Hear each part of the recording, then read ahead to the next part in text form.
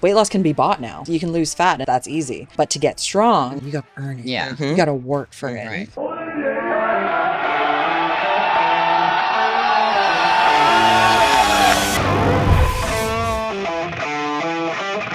It's time to sit down, keep it real, and cut the bullshit. Welcome to Table Talk. All right, the Gladiators are back, but this time they're women instead of the men. I told you before we started that I was going to jump off with what I think was the difference between all the guys getting hurt. Mm-hmm. And here's what I theorized, because I asked them if they were doing any training while they were there, and they didn't, right? And I don't think they did the training because they were pumping up before every scene. So they're doing push-ups, band push-downs, and so they're training all day. Then they wonder why they get overuse injuries, right? So I'm thinking, okay, are the women doing the same thing? Like, you back there trying to get your bicep pumped? So it was just so funny because I think in week, the first couple of days, you should have seen, especially the Fang, Bull, and Steel, drinking the maple syrup, pumping up backstage, got the bands out, like getting ready to go, getting a sweat on, and then it'd be like, right, just lights, 10 more minutes. They'd be like, oh, go. You just casually went over that maple syrup thing, and they didn't say anything about that. But they had all like pre-workout and stuff. I was like, man, we going for it with the maple syrup. Okay. Yeah, but you got to think, they're wrestlers. They know about the pre-match pump, the pre-whatever pump. So they're good with that. So I was also doing the pump for 2 days. And then after the first 2 days of filming, like, I can literally tell when I watch the days that I pumped up before. And that went to craps after 2 days. I was like, absolutely not. I was like too tired. I was like, I just have to go out and perform. I just watched it again yesterday, and I couldn't tell you the days that you were pumped or not. Yes, but I know me, right? So like I'm like, I can tell, see my shoulders a little bit better. I was like, but it's out of order, right? So it's out of order. So it's like the first 2 days we filmed aren't how it plays out when you watch it. But I know the days that I got to pump, and I can because I know I can tell a difference. Interesting, because they didn't mention that. So what were you filming the days before? Was it the promo stuff? No, it was, you said it was out of order. It was out of order as far as like, so let's say on like the first day it was supposed to be episode 1 and 3. Well, when we watched it, the episode, I think it was like, honestly, what was supposed to be episode 6 ended up being episode 1. So I'm saying, like, it wasn't in the order. It's not like we filmed it wasn't chronological. 3, 4. Right, good word. Yep, that. I mean, I'm gonna just interject here. I'm a bodybuilder, so I was pumping up in my sleep. Okay, so I was backstage. I had a never-ending pump. So even if I failed on camera, I looked good. So that's all I was going for. Well, this is a question I had for you, because you've been on the Olympia stage, what, 4 times? I've not. No. She's an Olympic. Hey, she's an Olympic athlete, though. Yeah. No. She's an Olympic athlete. Google it. I like that. Not yet. I'd like to be on the Olympia stage. What's the biggest show you were in? So, I got my pro card at the Arnold's. Yes. At the Arnold Amateur a couple years back. My notes are all wrong because I had the Tampa Pro. No. Yeah. No. Well, my notes for you, right? You've been in the Arnold 4 times. You won the Tampa Pro, and you got your pro card in less than a year. Let's keep that. But I did get my pro card in less than a year. Okay, so some of that's right. That's true. He did his research. No, you did your due diligence. Well, I just tried. Yes, because you were right with the deadlift. You were right with everything else. Yeah. But let's just keep that in there because it makes it look good. Yeah. But with that, how big was the show when you won it? The Arnold Amateur. It was in 2022. That's the main stage, or main stage? Nah, baby, that was the real deal. So what was that like compared to the Gladiators? You know what I'm saying? Yeah, that's a big crowd, man. And it's just you. I think I don't know. I honestly block out the crowd. The stage is there, people are there, but when you're in the zone, you don't even see the lights. You don't see the people. You just go out there and you perform. Well, you're also really hungry too. Yeah, starving, hungry, dehydrated. I can honestly tell you that I blocked it out, but I do think that the stage, the audience was fuller and bigger at Gladiators. Yeah, it was bigger then, but the feeling was different because the people who come, if you come and you sit and you watch a bodybuilding show, you actually want to come and sit and watch it. You know what I mean? You want to be a part of it. You want to get the energy. You actually want to sit there and watch and understand or just support. So the support was a lot different. I don't know what people thought they was doing when they was watching American Gladiators. Oh, really? It was different. Like, I think people, they didn't know what to expect because it's a new generation. The show is back on. And I don't think this crowd actually knew what they were signing up for when they were coming to watch us perform. Were they extras or they were fans? Both. Both. Well, that Both. makes sense, Both. right? Yeah. There were a lot of kids, a lot of families as well, like watching it. And so it was nice because we had like our own different fan groups as well in the crowd.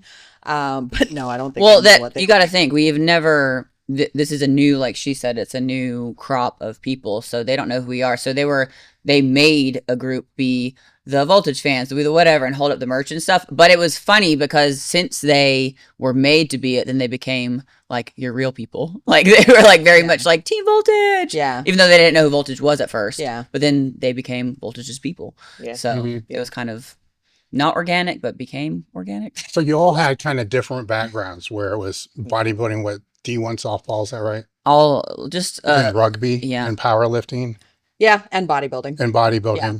So you're the only one that hasn't done the bodybuilding. I did a bodybuilding show. I'm not you did? I'm not a bodybuilder, but I did a bodybuilding show. It was over COVID, and I'm a wrestler. Oh, that's when you got engaged. And I didn't want to get fat, so I was like, oh, I'll do a bodybuilding show. Is that the I only one you won. did? I won overall. So the only one where you got married or you got engaged? I got engaged. Yes. Yeah, it's the only one I did. Not for me. I'm from the South. You know, I like to eat. Like, But you can only get engaged so many times. You do another one, you get engaged again, or do another one, you get engaged. yeah, that'd be a pretty bad look. Yeah. Yeah, you can't top that. I just spit How everywhere. many shows have you done?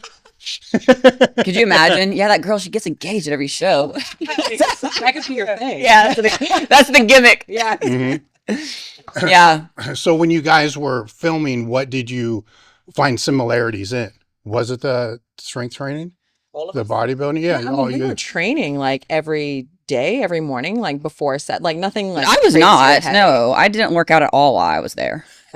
No, they worked out hard. No. And Danny Spiegel, No. Danny, well, they did. They're I lying. didn't Danny worked, and Danny did like 2-a-days during the things, Crush. I did not. I worked out probably 4 times total while being there. So what brought you three Our together more personalities. than the other one? Personalities. Yeah. You know, it's funny because I want to say that I was the link with these girls, right? Funny story with this one. I met her at the combine. We were all at the first combine, right? The one and only A team, baby. fitness we were test. we were at the combine. A team. Yeah. And they paired, like I'm crushing it. You know, I'm thinking I'm doing it. You know, I'm doing 30 pull-ups. You know, I'm doing my sit-ups. I'm doing my push-ups in a minute. You couldn't tell me nothing.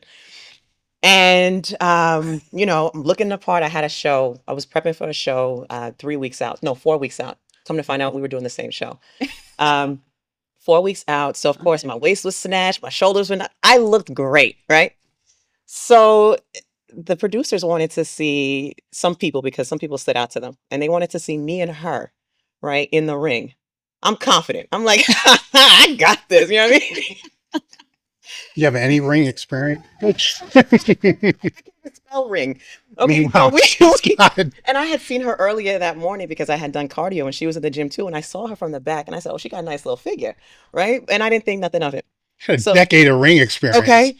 And so they put us in the ring. Initially, you could already know that my ass was gonna get dragged because I'm standing up, like a pole, standing upright, and she's low to the ground. Oh, yeah. And I'm like, Uh-oh. I got this.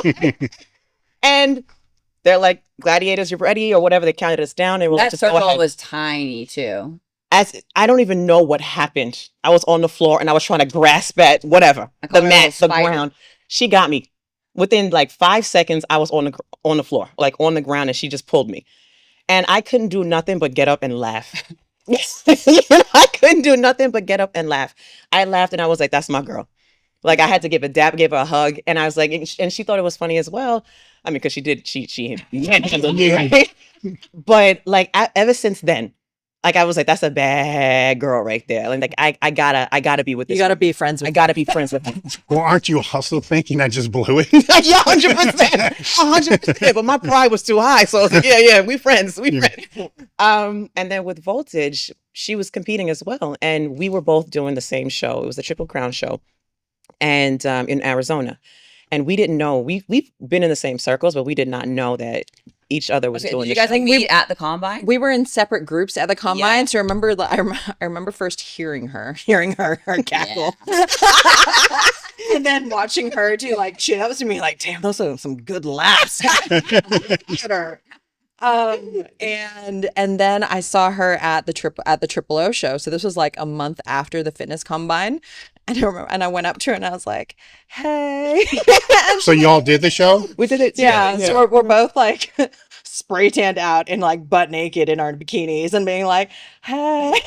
Is this figure the division? Figure, yeah. So I was like, "Do you remember me?" And she's like, "Yeah." I was like, "So did you make it into Gladiators?" She's like, "Yeah." She's like, "Did you?" I'm like, "Yeah." And I was like, "Oh." Openly about it because we didn't know. We didn't know that each other would, you know, and you don't like Yeah, what you if she don't said hurt anyone's feelings. right, what if she didn't get it, I'd be like, damn. Yeah. Think about that. Yeah. I'm gonna just go that way. Yeah, I mean, There were like 30 people at that first combine, maybe more, 40 at that first combine. And then there were, so it's, and there were only, We didn't even 15 realize that there was ones after. Yeah. us. Had no idea. How soon after the combine did you know? I think it Like was a year? when we got there, when we got No, After it was the like combine. no, it was Soon after. like a week later. yeah, soon Oh, after. really? Soon after. Yeah. yeah. So they still have other combines to go? We didn't realize that they were gonna do. I guess like they didn't find exactly the pockets they needed to fill. Let's say. It would suck if you were in one of the later ones. Yeah. We wouldn't know. We didn't Mhm. find out that there were We further didn't ones know. until we got to, Until we got to LA for blood testing, and then there's a few people that we had never seen, Yeah. and then we found out like, oh, there was apparently like additional combines. Yeah, I didn't see after. that. I didn't even. But that's why we call ourselves. the A team. The 18. Yeah, Well, the trick is to be in the first one, 100%. right? Because they got more spots to fill. If you're in the last one, they only have one. Yeah, like they're looking, and the thing is, for those ones, like, let's be honest, like it's entertainment as well. Like they're looking for specific things. Yeah. You know what I mean? Yeah. Specific roles. Yeah, yeah. Personality, Yes, certain Personalities. look. Yep, Yeah. yep, yep. So it's very. Did you two know that going in? Because I assume you would just from Yeah. the wrestling. I did because I used to love wrestling. Like I never She's a wrestled. but that was- WCW girl. WCW, WWF. I used to watch that as a kid. So if I didn't go down the path of, you know, being on entertainment TV for Gladiators, my goal would have probably have been to be a wrestler. You know, probably still could be my Yeah, goal, I'm trying you to know? trying to talk her into it. But I know you got to give a show because I grew up again watching American Gladiators, and it's not just your physique. You got to be charismatic. You got to be able to show up, you know, show out and shut it down. You know, you got to be able to really just Lights out. to articulate and just get people to connect with you, not just your muscles. If once they see your personality behind all that, they're like, oh, that's my person. So I think that's very important. I went in just being an athlete. I was just like literally the way I got on the show was someone slid into my DMs on Instagram and Hey, was like, girl, and be glad. "Hey," literally. Yeah. I was like, Are you serious? "Serious?" I'm like, "What on earth is this?" I was like, "This is Out of all the places. yeah, Instagram." Like, You want to get in this car? A lot of us thought it was fake, though. Yeah, I A lot did. of us That's thought it was where I'm. fake. Yeah, that's what I'm thinking. Yeah, a lot of us were like, Next thing I knew, I was on a Zoom call, and they were like, "Right, okay, we're gonna film, like, interview you, film you, record this video, and put you forward." I was like, "Okay," because I looked the guy up on LinkedIn. I was like, "Okay, this is legit. Right. This isn't OnlyFans." casting couch. Yeah, exactly. But then I went into the combine like, right, okay, this was the LA bucket list, Hollywood dream, whatever that I was never looking for, that just fell into my lap. And I just went in being like, right, okay, contact, I can do that. Absolutely. I can look the part. I've been a bodybuilder. I'm strong. I've done powerlifting. And with rugby, it was like, right, just nail them. Just do for me, the most uncomfortable part was the on-camera part. Where I was like, I was looking at the pro wrestlers like, wow, they just switch it on. They just go into the zone. And that part I found really challenging. What was it like going from the powerlifting to the bodybuilding? Because those are like two different things. So One's super internal. This was my logic, right? It was like, so I used to compete at the under 60 kilo category. So at 132, and basically I've almost always been in that category, and especially because I was competing USPA. And I was having more and more trouble getting down to that weight category, and I wasn't strong enough to go up a category. So I was like, right, I'm just gonna go into bodybuilding, go through like a proper hypertrophy phase, and then I'll go back to powerlifting. That was my logic, which I did do. I did do one meet back in, I think, 2022, but then I won my pro card in under a year in bodybuilding. I was like, well, I guess we're doing this. Yes, we got to keep going. So How'd the powerlifting come into the mix when you were, what was it, rugby? Like 7 years or something? Because I went to England for university, and the rugby team there wasn't that serious. And I'd already played rugby for Hong Kong, and so I'd played it to quite a high level. So once you play like a sport to an elite level, it's like you don't want to, for me, is I couldn't water it down. Mhm. I didn't want to play it on a social level. And so that's what got me into the gym. And I started lifting, and the only thing that really like attracted me was I guess putting more and more on the bar. So deadlifting made me fall in love with lifting. And then I did my Hello, song. and this is way back when like testosterone T Nation was like my Bible. Elite FDS was my Bible, right? Like back in the day. And I think I did my first like proper training program, and then I started dabbling in like I did the small F squat program, I did wet side barbell, I did all of these programs. In Hong Kong. Yeah, in England and then Hong Okay. Kong. And I just fell in love with chasing numbers. And when I retired from rugby, it was like, right, we're going to compete in powerlifting. This is what we're going to do. But you're going from a team sport to individual. You see what I'm saying? That's kind of where I'm going with it. Yeah, I think especially as you get old, I think I wanted all the I wanted everything to be on me. I didn't want to have to rely on my team, but also I didn't want to disappoint my team. So in that sense, powerlifting is it's such a different challenge. But then also I was trying to work at the same time. And when you're working full time in like a corporate job and trying to make it to team training and trying to juggle so many things at once, it's just really challenging. Whereas the gym, I could fit that in. What were you doing for work? I was working in PR and marketing way back when. Oh, that kind of pays off It didn't. now. Yeah, it didn't last long. No. This is killing my soul. Yeah. All the schmoozing and Like that's entertainment too. I know. What is it's Shut building that up, Uh-huh. right? Where you started training young too, though. Yeah. Because your mom was. Were you started in track, or your Yeah. mom was running? So I started when I was 12 years old. Like I come from a very athletic family. Like my cousin ran in the Olympics, all like 4 of them. You know, my father played soccer, my mother was a dancer, and my mother's a runner as well. And, you know, everyone in my family, like it was home, family, sports. That was it. It was like Fort Knox in my house, right? So it was rigid, you know what I mean? Like you had to come in with A grades and you had to come in with sub certain times for your track and field. So I remember you talked about T Nation, Simply Shredded. Do you remember simplyshredded.com? Mm-hmm. So I didn't know what I was doing at the gym, right? So I remember You were doing Simply Shredded. Simply Shredded, yes. And I picked up Good eye roll. You're ready. Yeah, I've been practicing.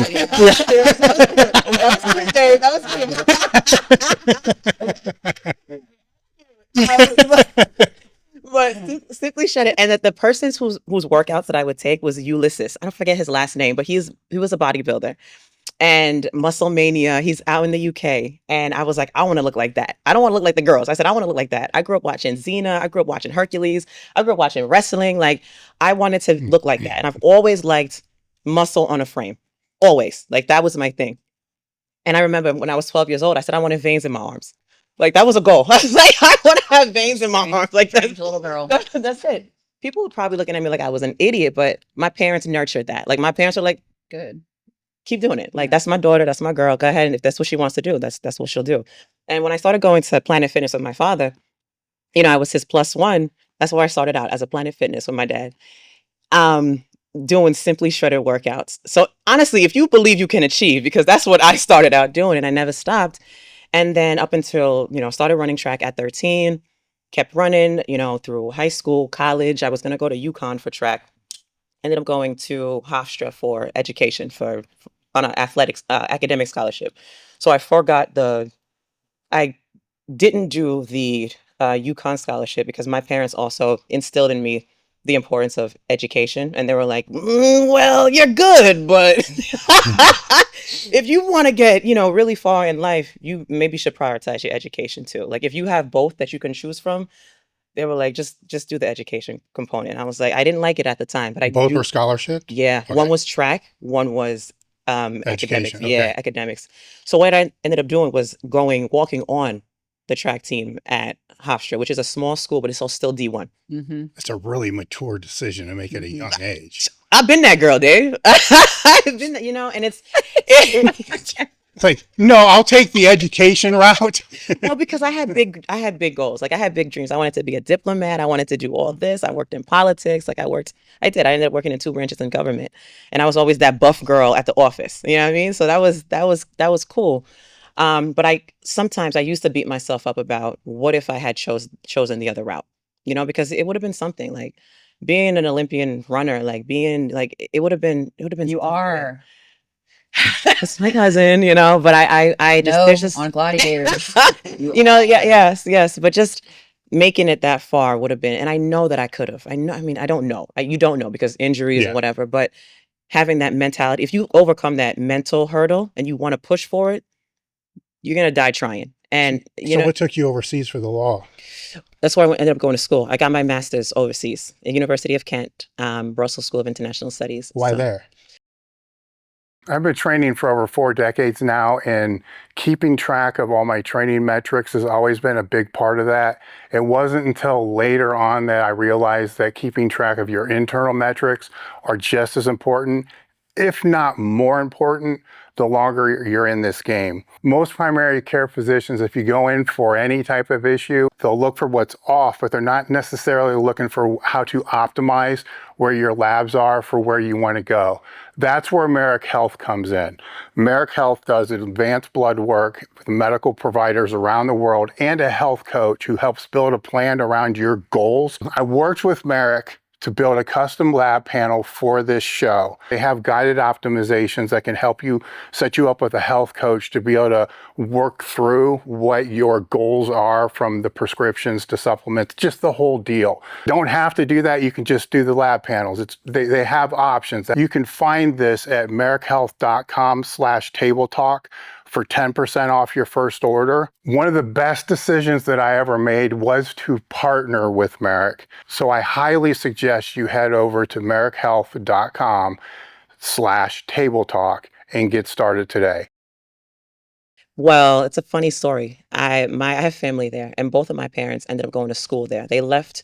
So I'm first generation American. My parents are from the Caribbean. They're from Haiti, and they met in Europe. So they met in Belgium while they were studying in school. And I still have family there. So I was like, I'm not going to follow after my parents' footsteps. I'm going to make my own route. No, I ended up in Belgium too, studying and working at NATO and just doing other things like that. So English is not. You're actually working backwards because they went from Haiti to Belgium to the U.S. Yeah. You're going from U.S. to Belgium, Yeah. and then what? Yeah, I'm not going to Haiti. I mean, I love Haiti, but I'm gonna stay in New York. I'm gonna get dragged for this. I'm gonna get dragged for Cancel this. culture. You made it. Yeah. Mhm. I'm gonna stay in New York and just advocate for my people that way. So it's just it's a beautiful thing to be able to just to see that path it's not a traditional path at all. Like it's all over the place, but somehow it works. Now, when you were over there, that's when the bodybuilding came in? Yeah, so my first competition was in 2014, Miss And you're Fitness like, Belgium. you do that, and you're like, Miss Fitness. screw the law. Yeah. Well, So you do that, and you're like, I'm done. No more legal stuff. basically, I'm sorry, Yeah, Mom. I regret the education. I look good. Oh my mama, I look good. Yeah. Yeah, it was. So I did my first competition. It was the Miss Fitness Belgium competition. I won. No, hold on.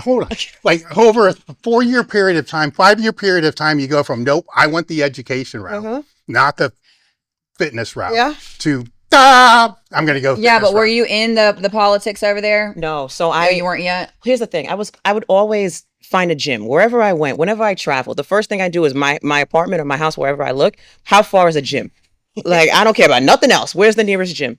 And there was a gym between my home and my school. It was called American Gym. It was the gym that Jean-Claude Van Damme trained at. And I was like, oh, I'm going there. I have no money, but I got a job and I spent all my euros there. It was like 50 euros at that time, but I was a broke college kid. But So- yeah, 50 years. That's a lot. That's a lot. Yeah, That's a lot. But I was like, I'm going. And I did. And that's where I met my first coach. He was like, he saw me. He And was his this name was Jean-Claude. I wish. The muscles from Brussels.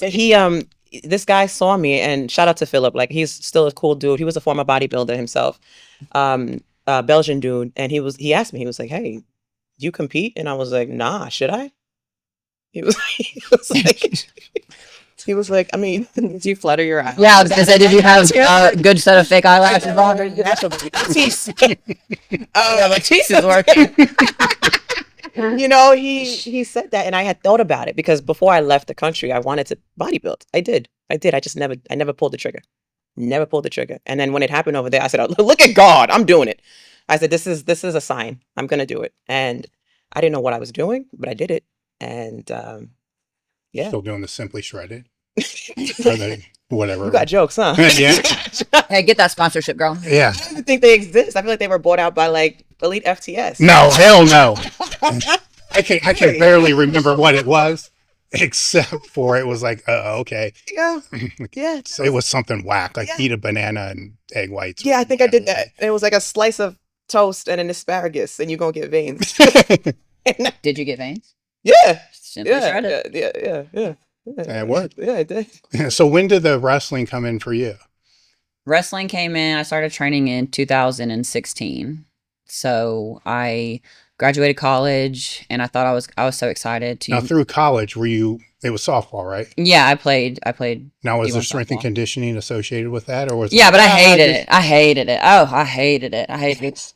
I hate it. I'm look like. Tell me again. You what? Yeah, yeah. So you kind of like it? No, like thank God for my teammates. I mean, that's the only thing. My teammates got me through college because I didn't like, I don't know, it took the fun out of it. Like such structure took the fun out of it for me. And I was never, I've always worked out my whole life. I mean, since I was 4, I've been doing something athletic, right? I swam when I was 4. My dad played slow pitch softball, and like, he was very, like, he said he married my mom because she won the Presidential Fitness Award, you know, and he was like, I want athletic babies.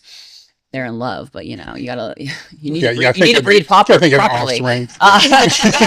No, you got engaged after the bodybuilding show, so it's like dangling a carrot. No, I don't even know what Lou's saying right now. Just, but see, My bad. I got. We were talking where about was carrots. I? No, we weren't. Where was I? No. Where was I? You can't get me off course. Not liking the training for the softball. Oh, so yeah, and I've done stuff my whole life. Like my dad, when we were little, he used to blow up little balloons and like work on our hand-eye coordination in the air. He used to hang dollar bills from the doorway so we could practice our vertical. Like he was very much, like he was always fun. Oh no, he's super involved. Like make sure when we were practicing our dribbling, like practice with your left hand. Oh. So I'm actually better at dribbling with my left hand than my right because I would practice so much with my left hand. Like so, always doing but like not so much lifting. Like I would go to the gym with my dad. It was called Nautilus Fitness Center.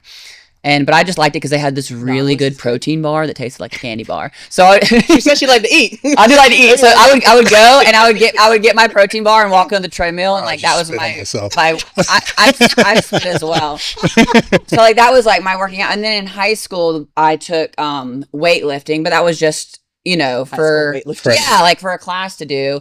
And then got to college, and I was like, why are we doing this stuff? It is stupid. Like I was very much like skill based, you know what I mean? Like, let's go, we should probably go hit some more or something. And I think too, and I'm not trying to sound a type of way, but like, I'm just like kind of naturally strong. Like I'm good at like full body, whatever. So like doing certain lifts, I hate it. Physical. Yeah. Like I'm doing like specific lifts, I hated. Still don't really like. What was the point? Oh, wrestling. So graduated, and then I was like, okay, I can't wait to use my big girl degree. Like I'm gonna go out in the world and be corporate. And then I was like, man, when you've been playing sports your whole life, I was like, this sucks. Like, what am I gonna do? And then so I moved back home for like 6 months in 2015, and me and my dad, I grew up watching wrestling. In high school I got out of it, but like when I was little, went to live shows, independent shows, like all the things. And then he was like, hey, it was around Christmas time, so they had a little show in the middle of nowhere, and it was horrible. Like the ceilings were low, people couldn't jump off the top rope or they'll hit their head on the ceiling. Like, it was horrible, but it was so much fun. That's what I tell everybody. I'm like, if you go to a live wrestling show, whether the wrestling's good or bad, you're gonna have a good time. One way or another. It's like comedy, like even bad comedy's good because it's like so awkward. But I woke up the next day and I was like, why did I never think about this? I was like, I did some acting and stuff when I was young, like did plays, and I played sports my whole life. And I was like, that's kind of what wrestling is. So I just Googled like how to become a professional wrestler. And then I found out you got to go to a wrestling school. And then so initially I was actually going to go to a school in Atlanta, but I didn't realize that all wrestling schools are like attached to something sketchy. So like they are like back then, at least back then. Yeah. I mean, it's changed so much in even just 10 years. But so I packed up all my things, and I didn't tell my mom at the time. I don't even remember what I told my mom. I didn't want to scare her. Like, I'm going to go be a wrestler. My dad was like, I was like, Dad, I'm doing this. And my dad was like, cool, you know? And, packed up all my things, and I went, and I was like, I'm going to stay in the wrestler motel. That sounds sketchy. You don't know Atlanta? Oh, what? There's a sketchy part of Atlanta that everyone knows. Atlanta. No, I get dragged again. Industrial. As soon as you enter Atlanta. Yes. No, shout out ATL, you know, but yeah, no, it was attached to like a some like club, and it was a special kind of club, let's just say that. And it was like, and I was like, where's the wrestling school? I was like, oh, because I had already sent my deposit, right? Without seeing it. Yes, because you got it. So it was on Craigslist? 300. No, it was the internet. It was the internet. It was $300 deposit, and for me at that time, I was like, that was a lot of money to put down. Yeah, but you know what I mean. And it's just like, and then I go to see where this wrestler motel is, and like there's people like doing things on the outside of it, you know. And I'm like, oh my gosh. And so I packed up all my stuff back, and I tried to call the guy. I was like, this is a scam. He was like, you already paid the money. It's not a scam. And so I remembered another school I looked up at the time, and I was like, I'm just driving down to Florida then. And so I called down there. I said, hey, I'm going to come to school there. And I stayed. I don't know if you've ever been to Kissimmee, but they got a whole lineup of motels. I stayed at one of the, doors to the outside motels for about 2 weeks. But then it was attached to a gym. This one was a little, but even when I showed up there, it was in the back. And I was like, I thought I got scammed again, because you could see it was like hands like this on a sign, and it was said massage parlor, but it had been taken off. I'm serious, but it had been taken off. Like it was an old sign. And but you see the outline, I'm like, dag nabbit, I've been done again. You know what I mean? And but I seen a guy walking out of the car, and he's hunched over, and I'm like, what in the world? And I'm like, but he opens the door, because I'm always early. You can ask them. I was early. Yeah, we would have been here yesterday. Yeah. In the studio yesterday. And so he opens the door, and I'm like, walk in, and he's like, I'm Dan Carter, who you talked to on the phone. And it was his voice. So I was and there was a ring in there, and sorry, that was a long way around, but that's how we got there. It's full circle for me, because I trained with the guy who pretty much invented American Gladiators, and 10 years later, I'm American Gladiator. Like, pretty crazy. It's crazy. One of the takeaways I just want to jump back to, because a lot of strength coaches listen to the podcast, and they don't really understand what you were saying. I got an accent. No, well, when you're doing that, no, that's good. That's good. That's good. I heard it. But when you're a Division I athlete, a lot of times you don't care. No, the strength and conditioning, you care about the sport. The sport, right? And they all being meatheads, right? They think everybody loves that. So if knowing what you know now about just training in general, I got the mile test. I got it removed, because I was like, this is stupid. Oh, you were one of them. What does the mile test have to do with softball? The only people that should be doing it are possibly the pitchers. The testing that ended up happening was not any better, but it was a sprint base, which is, I was like, okay, at least this goes more towards the sport. But I was like, a mile test, like, I'm not a runner, not a long distance runner.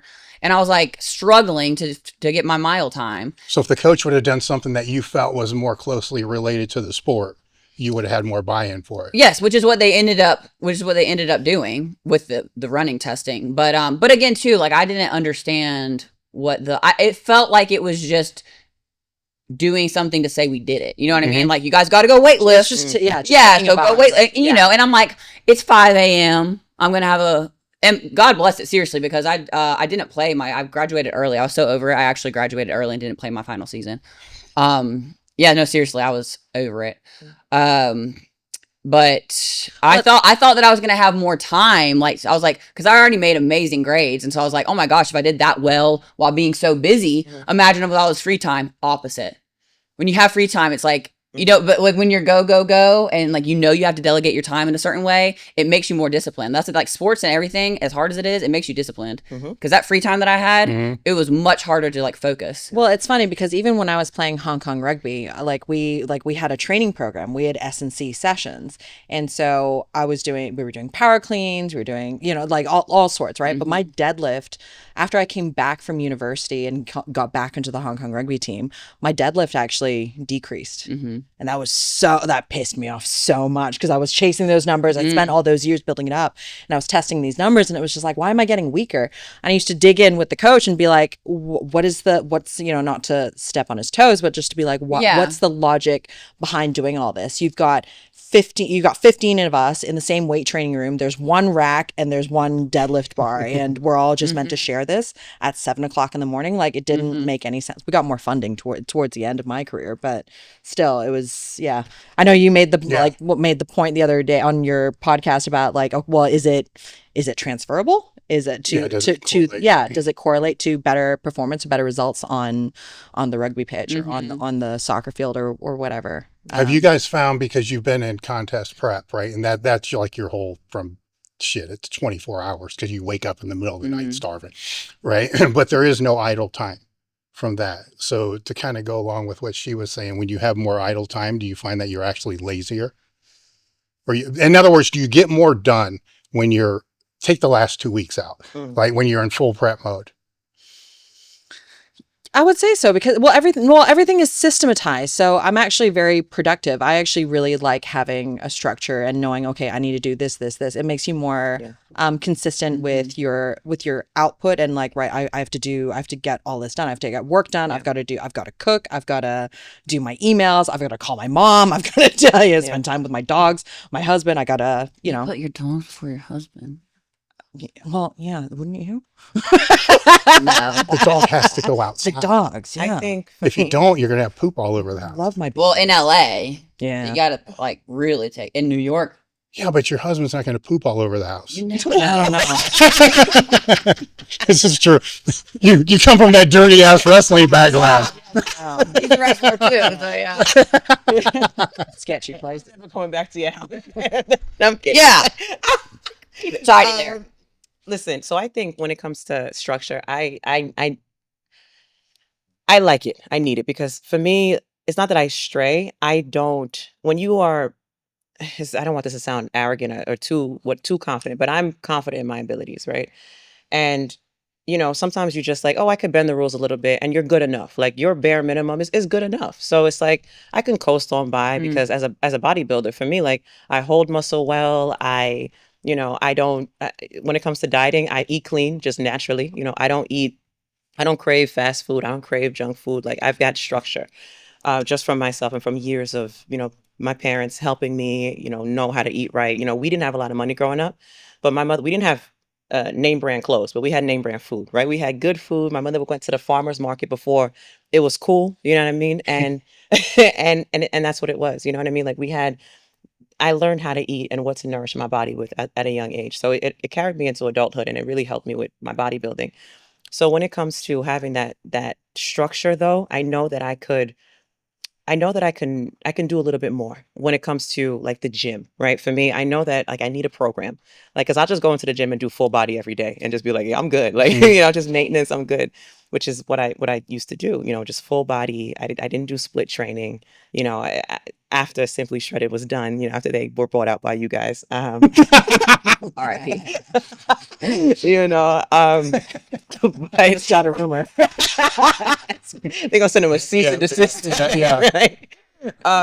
But yeah, structure like that, a plan when it comes to in the gym. But idle time for me has never been a problem outside of the gym, if that makes any sense. I don't know if I took your question and ran with it, but I think I just need structure in the gym as opposed to outside of the gym. I think I can handle that. Well, you have a lot of things going on. So you mentioned being good enough. When you have a lot of things going on, some things have to just be good enough to be able to focus on the things that you want to excel. Yeah. That would be for all of you, right? Yeah. So when you have all these different projects that are going on, how do you decide which one to prioritize? The one that pays the more, the most, This economy?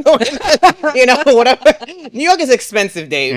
The one that pays my bills, and You Oh, know, we go eat Mexican yesterday, and for everything that we got, she was like, "That would have been one drink." And we went out yesterday and $30. $30. I had a cocktail. In LA, that's the tip. Yeah, so Right, $30. I'm moving. all Out, that I'm to moving out. say, Ohio. Ohio. I'm moving out here. Like this is $30. That's a cocktail. We had a cocktail. We had apps. We had another cocktail. Whoa. I had another Speak for cocktail. yourself. You know what I mean? And it was just $30. Like I Yeah. almost put my card down. Like we were gonna split the tab, and she was like, "I got this." I'm like, "All right, big money." And then she told me how much it was. I was like, "Why?" Really pushing the boat out for my girl. She did. She made me feel really, really, really good. Yeah, I always It was do. 30 for all of you? No, We're just Okay, I was going to say, no, wait a minute. Where are you going? bodybuilder over there had her check-in. I had my check-in call. Yeah, we're a couple weeks out. Oh, you are? Yeah, yeah, Yeah. you coming down? Yeah. we're trying, Dave. Sorry. For what? Doing a bodybuilding show. So you're doing another one? I'm not. Well, you said were. You are. I am. Mm. Yeah. I meant like unit. I like to use the we word. Well, I know, but she's saying were, then you're hitting a tricep pose. Well, for her, like Yeah, I'm like, being like, look at her, Mm. not me. Look at like, yeah. Yeah, so what, you're just eating like the rice and plain chicken? No, I use some spices. I use some Greek seasoning, some Well, at the paprika, Mexican some- place. Oh no, Like, I you're not eating it at all. So I flew out from LA and I prepped my food and brought that over. And so Yeah. Well, that's where I was going, because you can kinda sometimes if you know how they're preparing it. Mhm. Yeah. yeah, not 2 weeks out. Yeah, well, I know. So like when we were in New York a couple months ago, we you flew came out to for we came out to visit Empire in her home city Mhm. for the season finale, and that was I was already preparing then, but I could be a little bit more loose then, but now we're locked in, dialed Yeah. in. Now you both have precision nutrition certs. certs. No, You don't? No, I don't. I You am. do? All right. There's another thing. Damn, what you Yeah, got these yeah, on? yeah. That Chat GPT? I was Claude? Claude. And Claude. That's Okay. So it's where I'm going there is that if the rice is supposed to have 0 grams of fat, right? Yep. But if you go to a Mexican restaurant, it may end up having 30. Yeah. Mhm. Put butter in there, a little bit of lard. If Paula Dean is cooking, she puts a whole tub of lard in there. Yes. Make it good Oh, that I way. mean, Yeah. yeah. Sounds I mean, sounds we're- delicious. Yeah, 100%. I'd go. Most things sound delicious right now. 100%. So with all this athletic background, what do you think had correspondence to the Gladiators for all of you? Just for me, just being a little bit crazy is all you need. Yeah. Yes. She's right. Yeah. That's kind of got me through everything. So you could be like 70 pounds heavier, not be able to move, and just be nuts. No, well, actually, probably that doesn't sound too bad.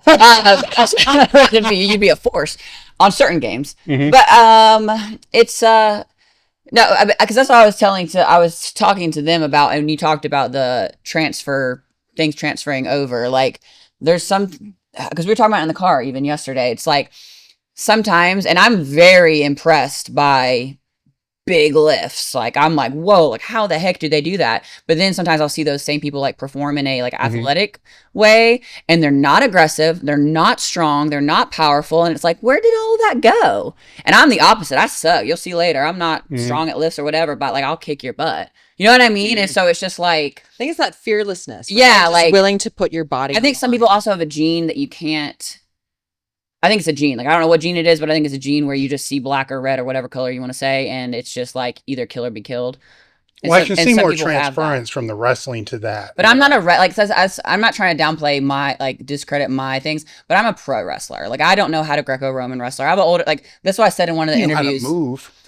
But they, Dragged me out the ring. yeah, but that's literally from, that is literally the kill or be killed thing. Like, that's like, I don't know. I've never been taught Greco-Roman. I've never taught proper wrestling, but I also have an older brother that I mess around with, and it's just like that sort of either you're going to beat me up or I'm going to beat you up. You know what I mean? Like, I don't know how else to describe it. And I think some people are just born with like, I think some of the best, yes, they're technical, like some of the best fighters in the world. Like, yes, you have to be technical, you do have to be, but also the people that are really the best, they just have whatever that is. Like, I don't know what it is. I don't know. So when you're training, are you training for endurance in the ring? I train right now. I just train to maintain my muscle and not become a total fatty. And then at the end of every, because we have our own little wrestling training facility, and at the end of every workout, whatever I did, because right now I just split it 2 upper body, 2 lower body. That's how I do it. Just to clarify something real quick, sleep is important. We get that. A friend of mine recommended that I check out the Chili Pad. For a few years, I've been using the Chili Pad, and the Chili Pad 2.0 by Sleep Me. It's a water-based mattress topper that works with your existing mattress. It cools or heats from 55 to 115 degrees. The nightstand remote with the Chili Pad 2.0 automatically kicks in when you get into the bed. The new 2.0 is quieter, the tank is bigger, the topper unzips for washing, and it's built with waterproof protection. Chili Pad 2.0 is designed and assembled in the USA and comes with a 2-year warranty. So go to sleep.me/table talk and get $255 off. Free shipping, 30-day trial, free returns. And at the end of every workout, I do like an accessories, but in a circuit type of way where I'm just like, go, go, go. So like if I did an upper body, I'll do like push-ups with ropes with it and do like 7 minutes or so where I just kill myself. So how beat up are you from all the years of wrestling? I never did anything stupid, I would like to say. So I'm very old school. Like I try to be as safe as possible, but still, and just 'cause I walk funny, so I already have a little bit of lower back issues anyway. It's not the best. That's the first I've heard that answer that way. So out of a scale of 1 to 10, it's under 5. No. Okay, so a 5.5. Let's go 5. Let's go right down the middle. Let's go right down the middle. It's a 5. But I was talking to them about this last night. I was like, my training has definitely changed as I'm getting older, and my focuses are a little bit different now in life of things I'm trying to do. That I'm just like, I'm good with 4 days a week. The other days I go on long walks, you know what I mean? That I'm not, but I've never been, and I think it's great, but I've never been like, I don't care about my numbers. I don't care, you know what I mean? I just want to be fit. And I also tell people, I'm like, whatever you do that is like a longevity thing that you can see yourself doing for the rest of your life. Because someone said, what is it? Motion is lotion. So it's like, just move and whatever you can be consistent about. Because I think that some people get burnt out. I'm just talking about like a layman, you know what I mean? Like just your everyday person. If they want to be fit, you need to find something that you can stick with. So if the gladiators continue, you want to be able to stay scary, right? Well, that's no problem. I don't need to train for that. Can confirm she's scary. They both are. How was the transference for you guys then? From your normal training, which is physique and power. There was a bit of a change because as a bodybuilder, I lost my athleticism. I'm not going to lie to you. Yeah. I trained static lifts. You know, I got stiff. I couldn't even dance. You know what I mean? Like I looked stiff. She can dance now. We'll show you later. She can dance. I don't know. I mean, I drop it like it's hot. A little bit. Call it an eagle? What is drop down the eagle? I she's a can't do Christian. But I lost my athleticism. You know, and I just felt like I was just moving, nothing in the transverse. And that's probably just my own doing because I could have incorporated it. But then I got bored of bodybuilding because I stopped bodybuilding for 5 years, right? When I switched federations, because I was in a WBFF and then I switched over to IFBB. And how was that? Because that's kind of going from huge, like a model. Yeah. That's what it's like very glamorous. Yep. It was. It wasn't for me. I thought it was for me, but it wasn't. And then so when I wanted to switch over to the IFBB, I said, I don't want to do a national show. I don't want to do 2 and done. Like, I don't want to go through the process of it. I said, I'm going to pick one show and I'm going to get my pro card. And that's what I did. I put my mind to it and I did the Arnold's.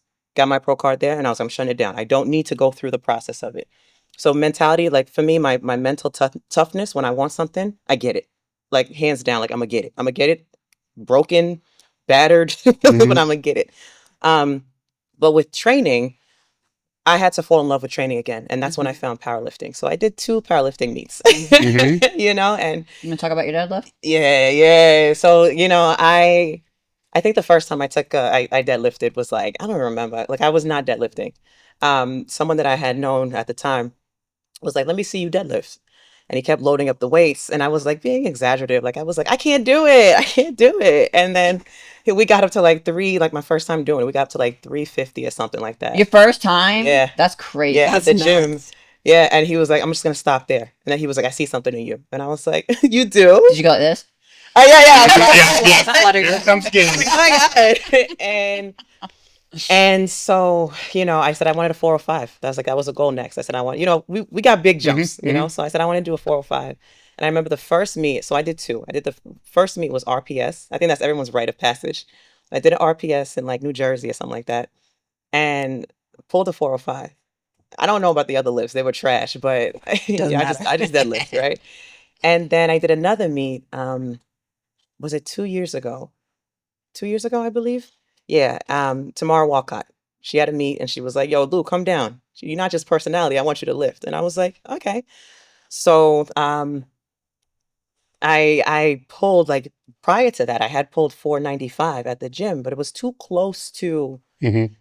I was just pulling, and also my form is shit. Like I pull with my back, and I know it. Like I have no leg drive. We got to tell that story. So yeah, we do. So I remember pulling 474 at the meet, and then we went for 5 because I was like, "Oh, I got this." I got it off the ground, but I couldn't lock it up. And then I was like, I felt bad, and then I was like, I'm done with this, and I went back into bodybuilding, and I continued, did some pro shows.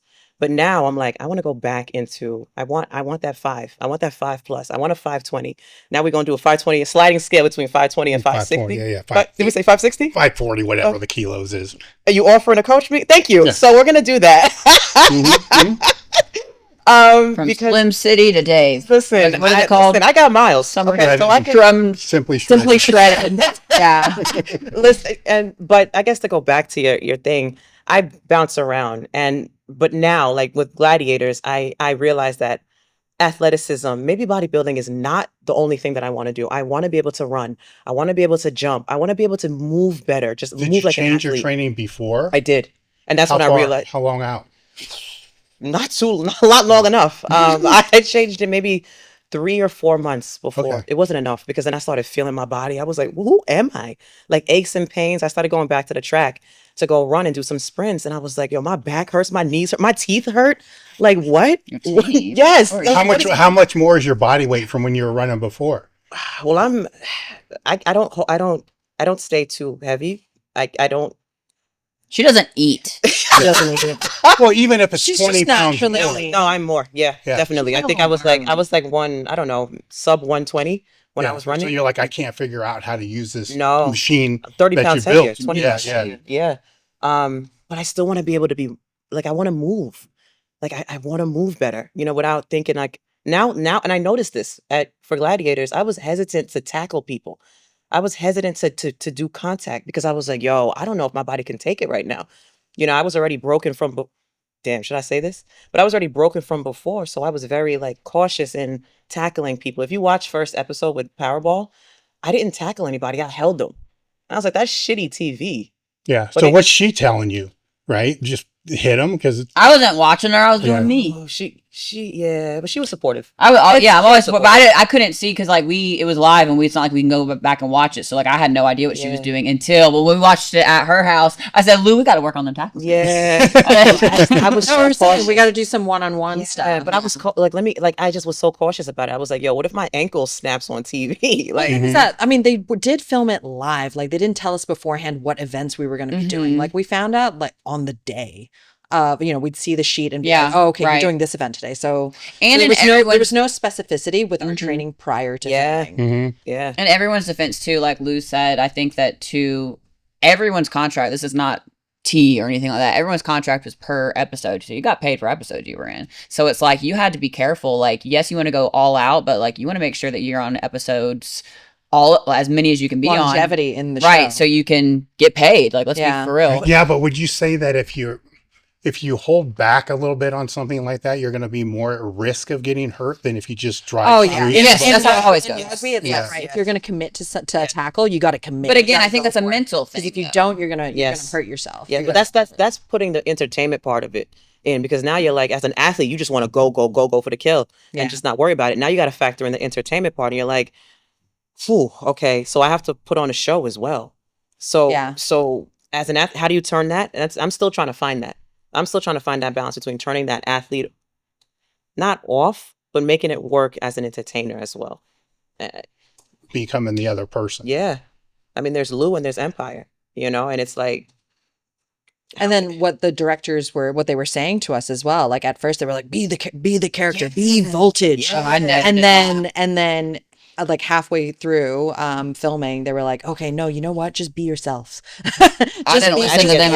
I was always myself. So how was the character development? That'd be another question. Did you work on what the character and the name was going to be, or did they just say, here's you? my character is me. Yeah, exactly. Yeah. Empire is me. I had Empire before I even knew who Empire was. They found the name. I also think they had a preconceived notion of what our characters were based on like the casting process and through the combine and stuff. So when they told me like, right, you're gonna be voltage, I'm like, huh? I'm gonna be a unit of measurement. Okay. But then they talked me through like, no, you energize the arena. You're bright, you're sparky, you're fast, you're light and speedy. And obviously I'm like, who's you calling small? Who's you calling small? Yeah. However, I was the smallest gladiator, but with the biggest hits. So voltage. Voltage, yeah. Yeah. Yes. But in Voltage's defense, like she said, she'd never done any sort of entertainment or anything. So when they're sitting there being like really trying to describe who Voltage is and stuff, like she's trying to give them what she believes that they want as far as being Voltage. Yeah. Whereas I'm like, I'm Kailey. Hurricane is Kailey.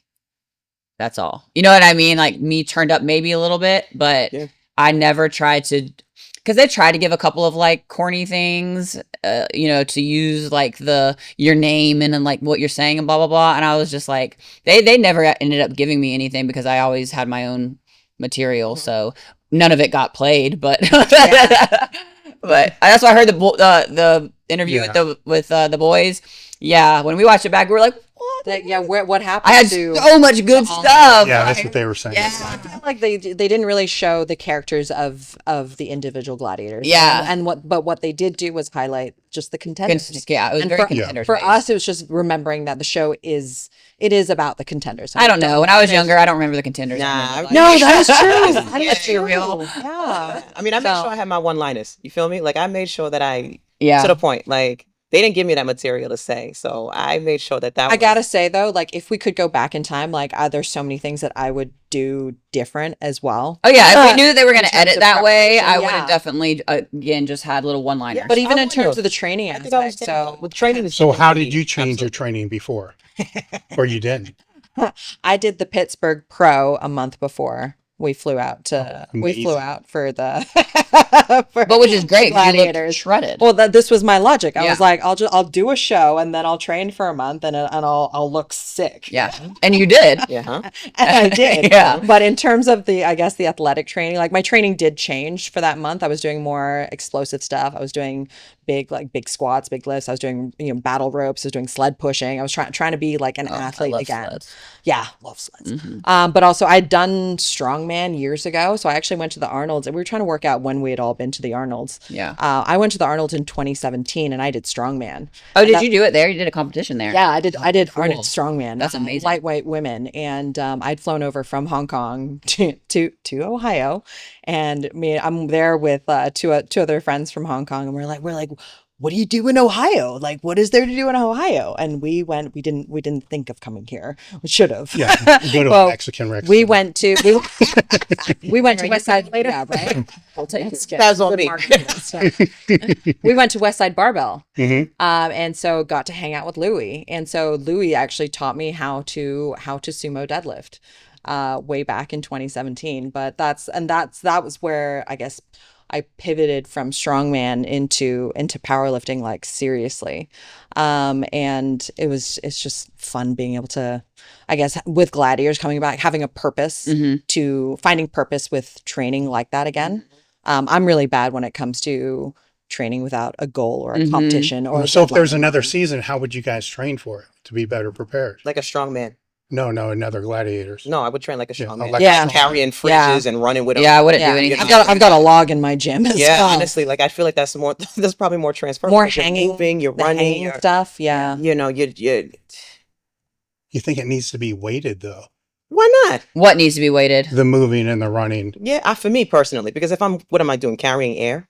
I think the only thing that Not like Well, what's that much. thing up in there, like the edge, whatever The that edge. maze type thing is that you got to run on? Yeah, Yeah, like like more tackling. like floor drills. I feel Yeah, like like change of lateral movement. yes, movement. lateral That's movement, 100%. very important. 100%, Yeah. A lot of 100%. people, if they don't train that, they'll hurt themselves or You they're gotta not get very work on fast that. laterally.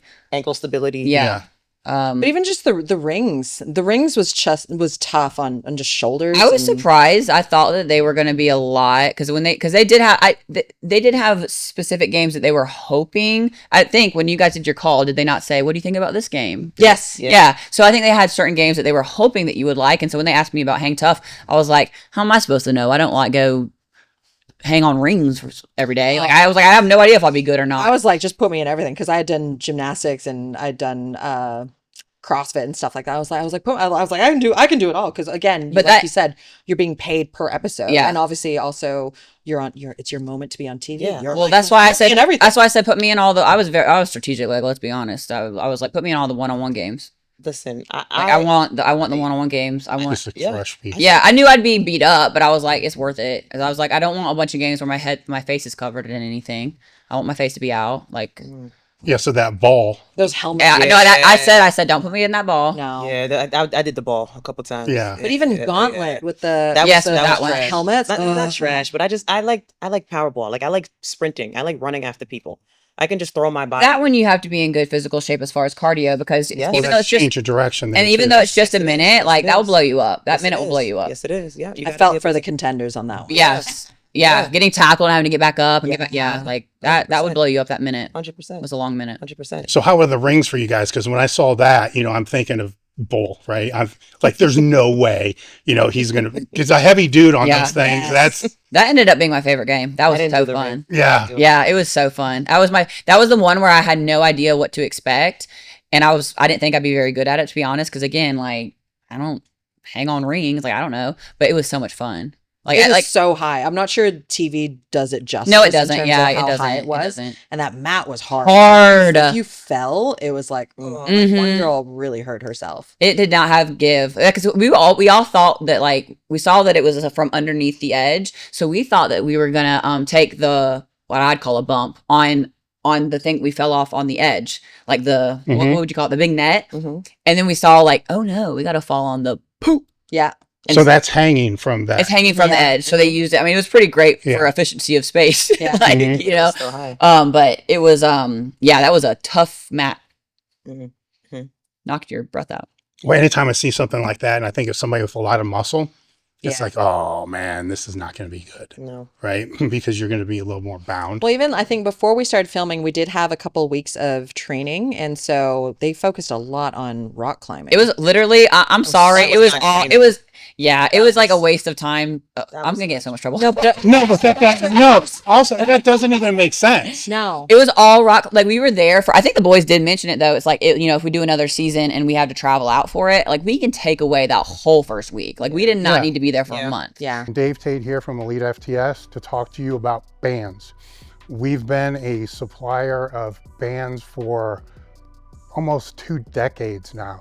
So I've known my way around the band landscape. When I'm talking about bands, I'm talking about floss bands, long bands, short bands, bands you can use for resistance training, mobility training, body weight training, and flossing. One of our most popular bands, or actually our most popular bands, are the long bands.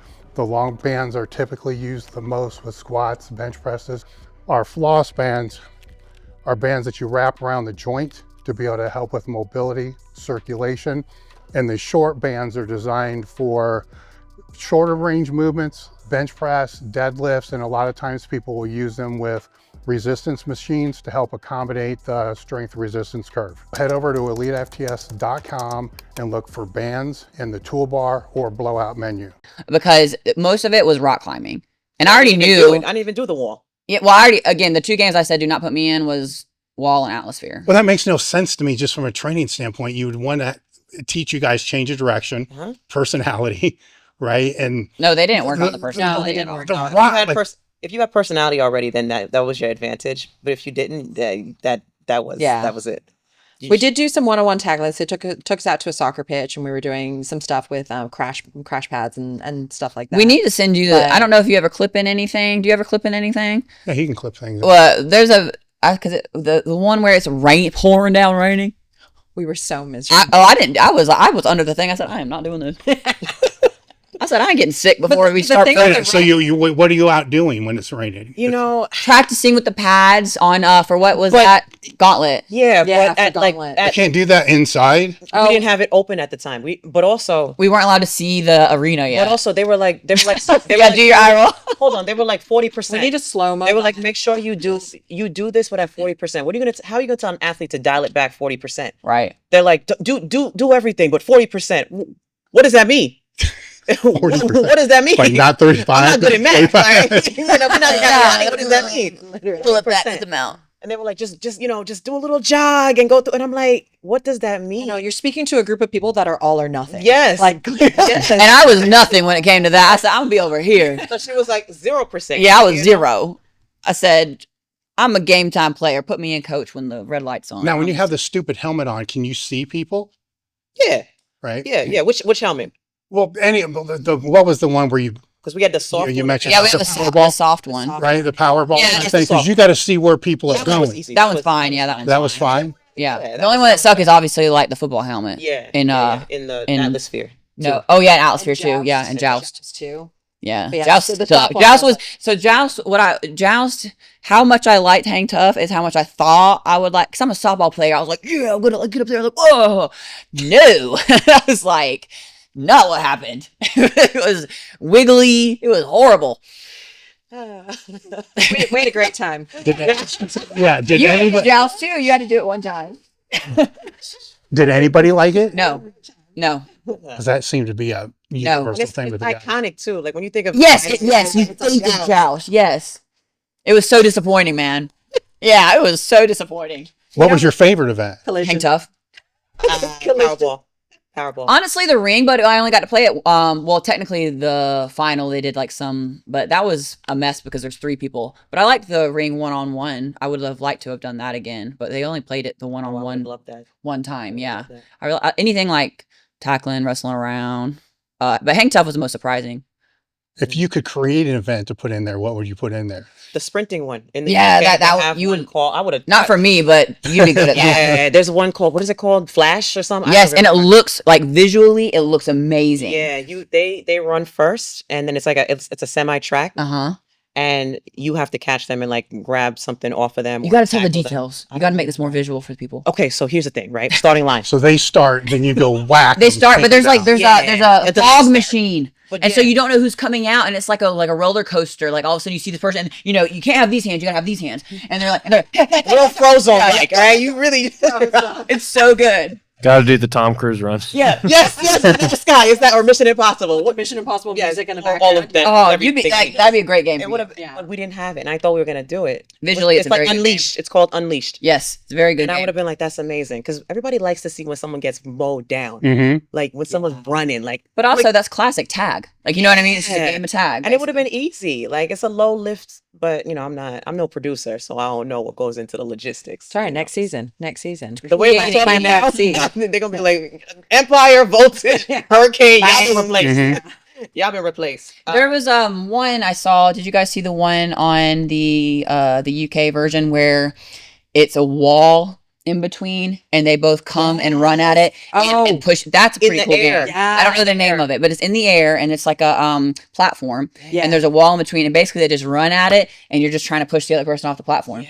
And there's that's also pretty the cool one game. where it's the pyramid and the contender has to like climb up the pyramid. That one, I would love that, but that's a very dangerous game. That's an old one. That's an old one. Yeah. Yes, but that's a very, very dangerous game. Like who are you telling? What you have nothing to worry about. I'm worried. I do care about others. About us. Bring that wall thing to me again, because what came to my mind is when I played football, there was a door drill, and you had one guy on each side of and the you push. door. Yes. Same thing, like a bag, like a bag drill. Yeah. So very similar. Yes. And so I don't know if they start at it or if they run to it. I'm not sure. Probably safer would be just to start at it. Yeah. But yeah, it's very similar, and it's just battle of wills, like, and strength. But but you know, who's gonna push? And so you literally push the other person off the platform.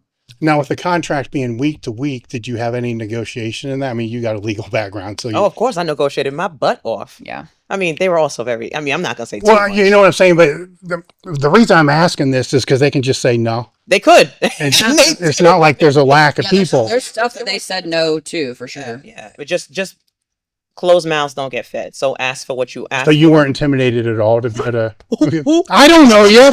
Yeah, I do now. What does that mean? Is that not in Yeah. the Google search? Like, no, what? No, was that not in my chat in my notes? What is that? Nope. Should I know what that is?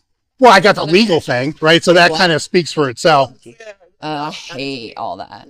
No, I know, you're a you big got to fan. go for it, because then you're locked in. Yeah. You know, so ask for everything up front, and then you see what happens after that. If Yeah. you could renegotiate, if you also put that in those terms into your contract that you can renegotiate. It was my first time like doing anything like this, right? And so I was like hired a lawyer. I was like, right, okay, like go through everything. Like, I don't know what I should be asking. I don't know what I should be looking for. I don't know what should be a red flag. Obviously, as an athlete and putting your body aligned, especially since the Gladiator documentary came out, it's all about, okay, am I going to be okay if I get injured? Yeah. You know, if something serious happens, which is our worst nightmare. So yeah, I did my due diligence. Yeah. But also before we got there, we were all asking for certain things to be in the hotel room, and Well, you know, we got a blender. we got protein blenders. You're not asking us back. Yeah, I need to stop.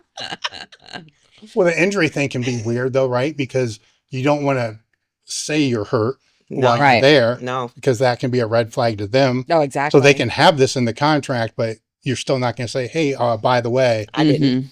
No one did. You know, and No, exactly. You're You gonna do walk- whatever you can you- for the show. yeah.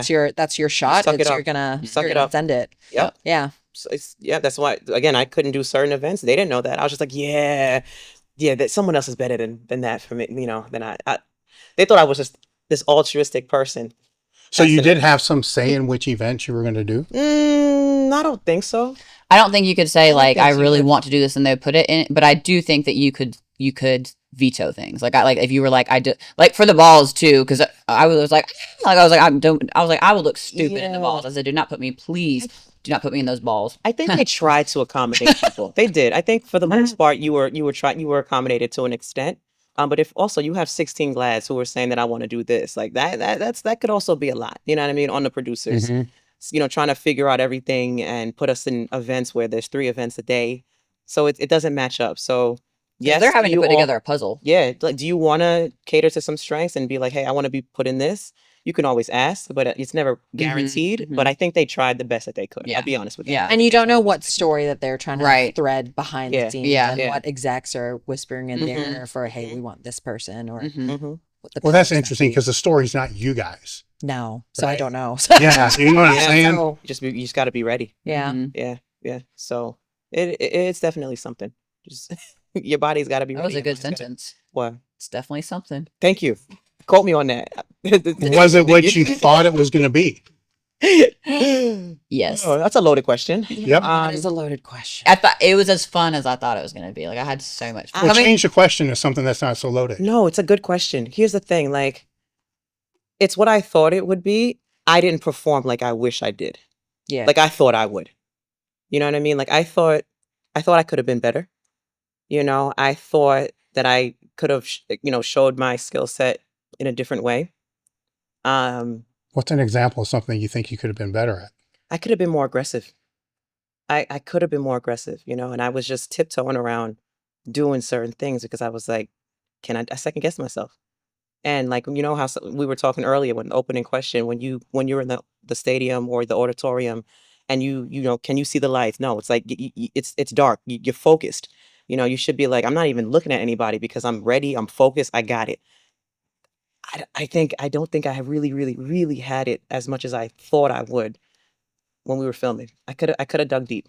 Because you're looking at it like athletes, right? It's like Yeah. looking back at the game tape and just assessing, like, right, I put my foot there. I should It's have done also this. not I good. should have said this. It's not good to I do. should have done this. Too much. It's not good And to you're do. doing it with everything from the moment you step into the arena. the cameras are rolling. Yeah. It's not when the whistle blows, right? One so take. you have 1 minute of action, of tackling, of hitting, of whatever. And then it's right immediately you go over to Roxy or the Miz and it's Voltage, how did you do? Yeah. And it's you have to be prepared with that speech for if you lost, if you won, what you want to say. Do we like the contender? Do we want to say, hey, well done? Or do you want to say, yeah, try again? So it's hard. It's really hard as an athlete. It was what a time I think in our lives. I think we were all really sad when it came to a finish, and it was almost like for me it felt like graduating from like college or from high school. It was like, wow, that was what a special moment. I can't believe it's over and I'm so sad it's over. I'm also really excited to go back home. Yeah. Yeah. It was a month fully together. Yeah, in this bubble. Yeah. It was a bubble. We were with each other All the time. All the time. All the time. You know, we had to learn each other's triggers. We had to learn it and then you also didn't want to make people feel, excluded. But it's like you gravitate towards people that you have a bond with. And there was a lot of people. And we've had a bond before filming. And then we were talking up until we ended up leaving. So we already established that bond before being at Gladiators, which is, I don't think many people realize that. So, it is a lot. Then you have other personalities in there, people who are also dominant, like they're number one in whatever perspective thing that they do. Now you put everybody with that athletic mentality of always being number one. It's a lot. But everybody, I want to say, was good at what they did. And we did come together, and the locker room was so fun. It was cool, man. It was cool. Like the respect was there. You know what I mean? Like that's one thing that I do love about us coming together as all like great athletes and great minds. Whether we all ended up hanging out with each other afterwards or, during or whatever, everyone still had that maturity and that respect towards the other person, which... Well, it's a lot, but you're not competing with each other. No? Right. You kind of are. You kind of How so? I wasn't. Because you all want to be on the on TV. Yeah. You all want. I knew nobody could do it like me. Yeah. Let's be real. The confidence right there. Yeah. Yep. Fair. Yeah. It's like they're all competing with me. Yeah, I was like, I'm good. Yeah. You're competing for time. You're competing for people to see your talents. And if that's with other people or if that's with yourself, you have to compete just to show the world that you deserve to be there. And you know that while the filming's going on? About what? About that you're competing for time. Well, it's kind of, obvious. Like It is, but it's not, right? Because if you're doing this event, like you mentioned, you got to do the interview right after the event. That's a big turnaround. Mm-hmm. It's like you got to go from this should be aggressive mindset, to stop. Am I going to be evil or am I going to be nice? And like, what are you going to do, from that? So that's like two different skills right there. Yeah. But then to understand that while you're doing that event or doing that interview, you're competing with everybody else's. I wouldn't say time, but memory. Right? Yeah. What's the person? Yeah. Yes, 100%. Yeah. 100%. Well, that's why I feel like the character that you have should be closer to who you are, right? But elevated, because Empire is me through and through. Mm-hmm. You know what I mean? I'm the New Yorker. Mm-hmm. Through and through, raised, born, and I got a smart mouth. So when the camera cut on to me, I said what I had to say, and that was like, boom, that was that. Now, did my performance always translate with what I would say? Probably not, but I was able to captivate and make things a little bit memorable with a line. Mm-hmm. Now with the cut, say it's post-event, are they going with the first thing that you said or are they going with something else before that? Right? Because if you're trying to compete with that time, right, you would think the first thing you're going to say is probably going to be what they're going to take. I don't know, actually. In some bits, they just cut out the post-match speech. And a lot of mine, they just cut it. Yeah, she had stories, and she had some good stories. Yeah, wiggly worm. I have my theories on that though, but it's another topic. I don't need the theories, but give me one of the stories that got cut. Yeah. I mean, where do I begin? Gravy, biscuits and gravy. All the biscuits and gravy, all my strength coming from the biscuits and gravy, that was all gone. Wiggly worm was gone. What's the The Lysol was gone. What's the wiggly She worm? described a contender As as a a wiggly wiggly worm. It was, and it wasn't disrespectful. No, it was perfect. I was like, Yeah. I don't even know. I was in the locker room. We were in the locker room watching that back. I'm like, how did she just, that was genius. How did she just do The funny walking, country talking, booty beating, the Cat 5 Hurricane gone. Oh, they didn't put that in? Girl, they cut all my. See, I wish. So you were, But I'm gonna you were be the for real. Southern Like I Belle. was You were so the good King at of all the Buffalo. games, and it sounds so. It does sound, but like it just it is what it is. I come from an entertainment background, so I know how to do that. And again, I have that mentality where if this is real competition, we're gonna compete. And I think that I excelled so much in both that like they couldn't have all that out there. It would be too much. I'll just put it that It'd be way. Hurricanes Gladiators. Yes, Yeah. like I'll just put it that way. I'm being. I need to know the wiggly worm. I'm the wiggly worm. Like, Is it- I need to know what you said about this. I wanna know the wiggly It was Wiggly worm. no. It's just a girl. It was charisma. It was a charisma. She did a cartwheel. She's the one who did the cartwheel. Cartwheel into into you. me, Okay. and I tackled her. Yeah, and But then she tackled got her, and then fast but she and was like wiggling and moving. So I was trying to give her a props, but I was just basically just I don't remember. It was a year ago. Yeah. But I said something about like she's slick, she moves, she was like a little wiggly worm in there. So That doesn't sound. The biscuits and gravy sounds way better than this wiggly worm. there's it was a lot. There was so much. There was a lot. There was a month. Yeah, it was a month. Yeah, it was a lot. It was a lot of stuff. So when you're watching these guys back, with your background, are you like taking notes? Like, oh, they need to say this. No, I thought because she had the one lines that voltage, because again, and I told her and Supernova this, they were very much trying to be voltage and Supernova. And I was like, don't worry about that. Like, just be you. Like, don't worry about having to think of the lines about energy or like, you know what I mean? Like, you should be Danny. Voltage should be Danny. You know what I mean? Yeah. You don't have to be this whole different character. But like in their defense, they were doing what You'd been told. Yes, which is, so it's like, but it's hard to think of lines to go with energy and electricity for every single, like post like interview, because then it gets a bit stale and corny. Yeah. You know what I mean? So I was like, just be you. That's all. Mm-hmm. Yeah. I mean, yeah, that's be you. Be you. That's See, I was gonna say, like, you were the Southern Belle, you were the New Yorker. Like, why couldn't I just be the girl from Hong Kong? Yeah, but what does that look like? Throwing some dumplings at y'all. That sounds racist. Yeah. We're gonna get canceled. I'm Chinese. I'm Chinese. You think that was why the order was different when it was? she was Chinese. No. No, I'm just thinking when it was televised, you said that the order wasn't the same as what you guys filmed it in. I don't Did know. they move it around because maybe you guys didn't Oh, maybe. ease into it? Yeah, Maybe, yeah, maybe, yeah. maybe. I don't. I thought it was just logistics of moving the arena around and set up and like. No, he's talking about the order of the episodes. Oh, right. I think I can't say why they did don't what they know. did. I don't know.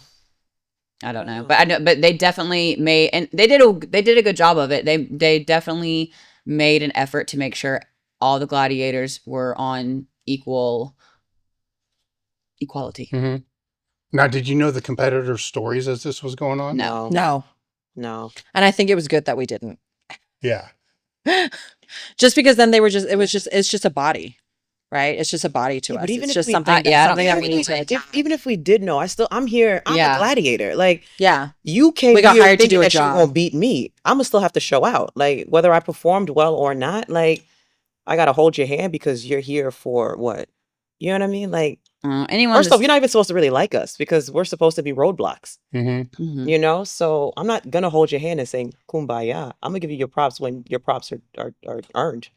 Damn, I sound so bad. But And it's they so true. really didn't like us. They didn't like us. Especially that for the first couple of days of They didn't like- filming. But, Oh my goodness. But my thing is, there's one thing about being respectful. Like, I still wanted to make it that I'm still respectful to these people. Like, you don't have to be an asshole. You can still shit talk, but still give them props when they do and their, make their it stuff. good shit talk. Yeah, You and know? yeah, Make it good. yeah, Make it yeah. clever. Make it So witty. I'ma give Oh yeah, you didn't like the one girl because it wasn't witty. Oh, It was just no. straight talk. Oh, one girl looked me in the eye and like Don't use the actual word. All right, yes, ma'am. One girl looked me at like we're about to do the gauntlet. Gladiators ready? Yes. Contenders ready? Yes. Ready. And she just goes, "I'm gonna kill you. And I'm like, huh? I like it. I like it. Go No, for it. I didn't, because it wasn't clever. It wasn't, I've never faced that kind of thing like in any sport I've ever done. And it was just like, girl. Yeah, but that should have made you want to kill her back. See? Yeah. See? But it was also like, what's wrong? No, well, the thing was that Yeah, that in rugby. then I saw, no. Yeah, so she was like, I've never heard that kind of. I was like, what? What were you doing in Hong Kong? Well, I played against, different languages maybe. Like I played against Kazakhstan. So maybe they did say that to Played you, against but you USA. didn't know. No, you didn't know. USA were all like, but I guess if you can't understand their language. That's what I'm saying. They might have said that to her before. yeah, She didn't know. possibly. I don't know. I think it's more like, right, you focus on what you can do. It's not about like so much getting in your opponent's head, and especially in rugby, it's all about the team, making sure that communication is clear, that you all know what you're doing, not like, oh, I'm gonna get in the opponent's head or whatever. But yeah. Did Anyway. each of you guys kind of have like beef with a certain contestant? Like, did you know what contestants were coming up? You're kind of like, oh, I remember facing this person. Like, I'm gonna F them up. Like, or is it just kind of like open? You're just kind of like, I don't I had care. beef. I was cool with all of them. Yeah. Like when the whistle blows, we're not cool. But afterward, like, I don't know, it's a game. Like we're like, how They kept blessed it- are they we kept to us get very paid to play a separate. game? I like the contestants, to be honest, and there's one, and we can't talk about anything beyond season 1, but there was one who, you got heart. I respect anybody who has heart, and there were some contestants that I went against who had heart, and one of them, I can say her name, Charisma, she had heart. This girl, Wiggly Worm, she had heart. Oh, And- the old Wiggly Worm. Yeah. I seen 2 of them in Atlanta. I invited them to a wrestling show. Like I talked to them. They helped me make a little funny video. Like I like them. I'm cool with them. And at the end, at the end of the day, we're all just trying to make a great show. We're trying to make the best show in the world, right? And so some of these contenders are doing what they can to make it great, right? Like Charisma at the end, she's doing dance, she's doing splits. The fact that she did a cartwheel into me Amazing. is Yeah. wild. Like that takes some serious guts. Yeah. That was amazing. So props to her for that.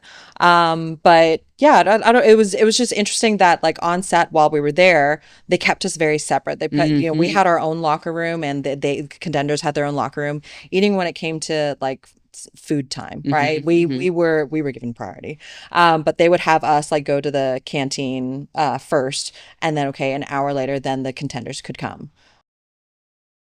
You're being lied to about strength training. I know, because I've been watching this happen for over 40 years, and it's gotten worse, not better. When I got online in the late 90s, the people that were being sold this crap were the same people that I grew up and trained with. Serious lifters, coaches, and people who just wanted to get strong. So I started writing articles and answering questions. My wife Tracy set up the business, and we borrowed $1,000 to put up a website and go to work. That was 1998. Elite FTS was never about building a brand. It was about fixing a problem. The equipment, the articles, the coaching, all of it exists because the people who needed the real information deserve better than what they were getting, and they still do now. If you train, if you coach, if you've ever been handed something that didn't work by someone who didn't know what they were talking about, Elite FTS was built for you. So we really didn't interact with them whatsoever. We stayed at separate hotels. I didn't think about the contenders actually playing a role themselves, right? So No, if they're yeah. going in, like, you're playing a role, you're playing a character, right? Yeah. If I'm understanding what you just said correctly, they kind of are too. Yeah. Well, I think they're trying to make the kind of figure out what their persona is and what they can do to be memorable as well. Yes, the memory, like you said, it's like being memorable. Making to an people. impression. Yes, they're competing for money, but they know we live in a social media age. And if they do a big thing or say a big thing, maybe it goes viral or whatever it may be. You know what I mean? And some of them have really big followings too. Yeah. Oh, bigger than us. Yeah. And some of them are, they want to tug at the heartstrings of the audiences at home. And yeah, just be a personality. So what was the wait like between you were done filming and what was it, like a year? Oh, wait. Until it- I was like, how much did I Yeah, I weigh? know. No. The wait time My weight. from the filming to production, is it like We finished filming in last summer, July. Yeah. Yeah. so almost a year? This time last year, we were in Paris. Yeah. So almost a year, but you can't talk about it Yeah. with anybody. No. So Well, what with was each that other. like? We talk to each other. To each other, We yeah. talk to each other about it. We were like, so did you get an email yet? Like, Yeah. do you guys know? Like, what's happening? What's when is it going to drop? What's you the know, update? I kind of used to that with stuff. Just like it just post production takes so long. You just know, It's kind of like do it and forget about it. Like that's the best way to be is do it, forget about it. When it comes out, it comes out. And just forget about it. Because if you get your hopes up too much or you're anticipating, then it's going to be the longest wait ever and you're going to be disappointed. I don't trust my notes anymore, but you were in a movie, right? Mm-hmm. How long did that take from post-production? We filmed it in 2023 and it didn't come out till 2025. Wow. That's what I'm saying. So you're like, no, this is nothing. Yeah. I was like, a year. That's because like close, friends and stuff in my community were like, oh my gosh, it's not yet. Like it's so long. And I'm like, no, it's not. But again, that is because I have had that prior experience. Had I not, it would have been a long time. Well, your prior experience in wrestling, are those going out live? Well, yeah, TV is live that night. Yeah. So that is different.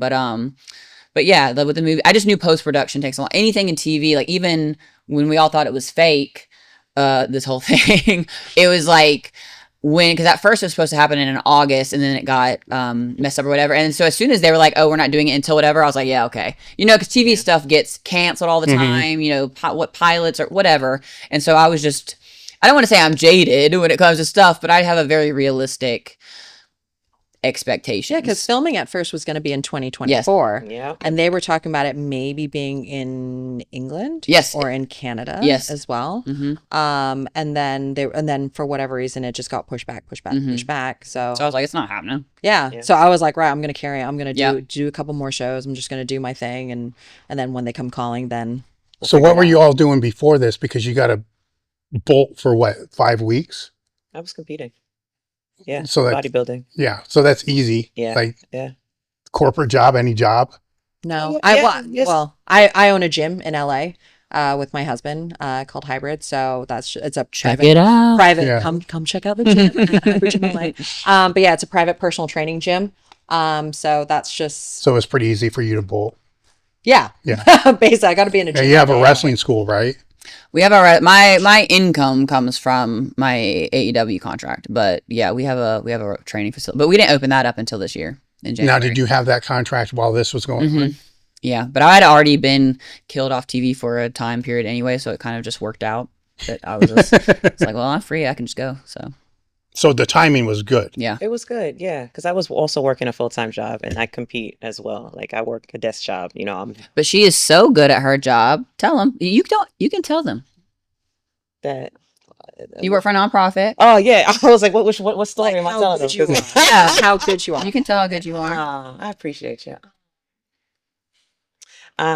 Yeah. So I'm a director of a nonprofit in New York, and it's basically helping underprivileged, underserved kids in communities that I could have been from, and I was from, but uplifting them and just giving them not only just moral support, but dental support, food care, tutorship, maternal support. So it's a one-stop shop for kids in the city, kids and their families in the city, where they can come in and get a checklist of things that they need.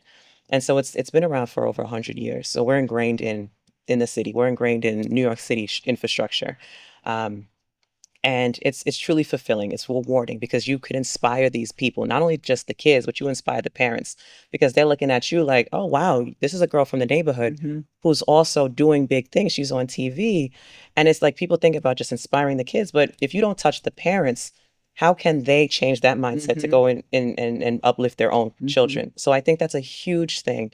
And so now I'm going to start doing seminars as well, talking to these parents where it's just like, work on your confidence because that confidence level is going to go and it's going to transcend and affect your children.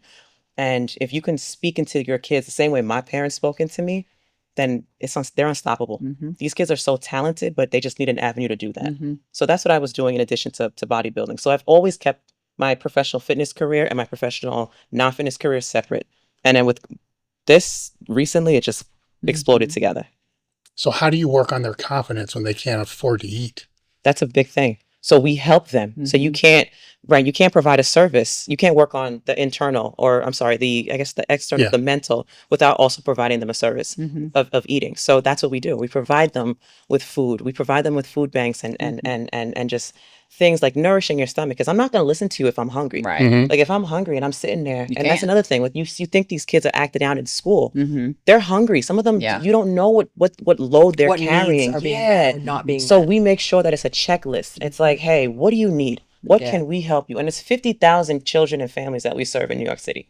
And it's huge because you can see it. Mm-hmm. You can see the fruits of your labor. Because I've worked in nonprofits where you know, they was skimming off the top. Or I've worked in government where it's another thing. They're skimming off the top. So, and I'm realizing, I'm like, I want to work in a community where I want to work for a nonprofit where you actually see the fruits of your labor and you can actually talk to those kids. What do you need? What can I help you with? What's going on? Talk to me. And they'll be able to boom, boom, boom. Like kids in the city, they don't mince their words. This is affecting me. This is what we need. We need some support on this. The parents as well. So it's got to be an open forum where you're not dictating. You're working with them.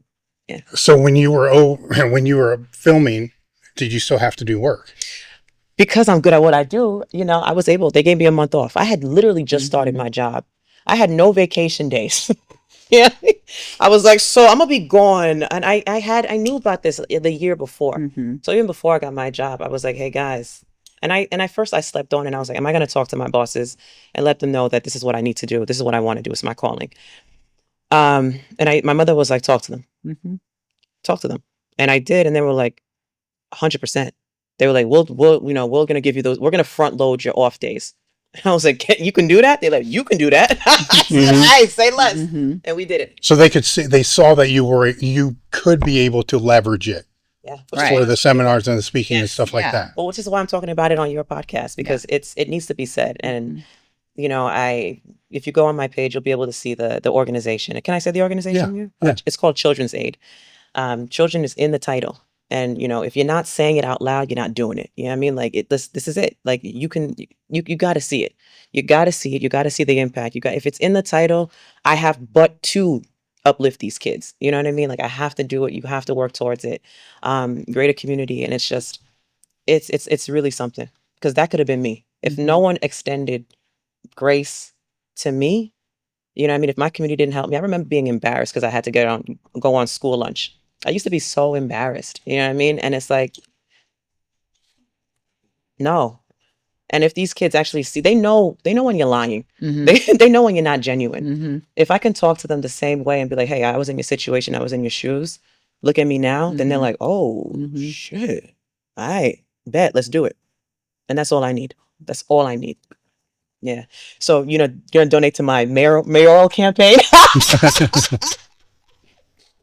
That's a big jump from what you're doing right there. It is, but it works. Would you be able to handle that pressure? Absolutely not. I don't think I want to, because that's too invasive. And I'm a very private person up until like Gladiator forced me. Up until she met me. Yeah. I've always been private. Like people don't know about this side of me. People just thought that I was a bodybuilder. Like on social media, I never would put my background in my law and other stuff. Never. I just wanted you to think that I was a body, because it's fine. Like you don't know what you don't know. You know, if I'm just advertising my physique and my strength, that's fine, you know. But now I've been forced to, like, the door is open. People are like, what's going on? Who is she? What is she doing? And now I'm like, all right, I gotta show it. I gotta leverage this. Yeah, Lou was very scared to be vulnerable until she got with a big softie. Yeah. I don't like. At the same time, though, does it really matter with what you do? Because it's heads down work. Being soft? No. The social media presence and all the other kind of stuff. It's really not going to make that much difference in what you do, because it's head down, you know, work with these people, to where in a lot of positions like that, I'll see some people that I think they're too social. Yeah. It's like you're spending way too much time doing this stuff over here that doesn't carry over to what you're actually doing. Just do your damn job. You're right. You know, you see what I'm saying? You're right. So it's a balance. It is. I disappear from social media often. Yeah. But I'm like, I have to still promote this show. I still have to. Now people are curious. So I can't disappear too long. So it's like scheduling your posts or putting quality content out. What I find quality, where it's like you can still see certain dimensions of me without me. Also, I also don't want to stuff my nonprofit down your throat. Like, because if I talk about it too much and if I show all the time, it's like I'm asking for you guys to literally kiss my ass. And it's like, I don't need the praise. I know my work. I know what I'm doing. I want the support, of course, when I need it, but I don't need you guys to always see it, because it's going to be like, all right, she's feeding the homeless again. You know what I mean? Well, it's like what we were talking about. Yeah, look at me. She's, you know what I mean? Yeah. So it's just like act. Outside, you know, if I'm at an event, I'll act.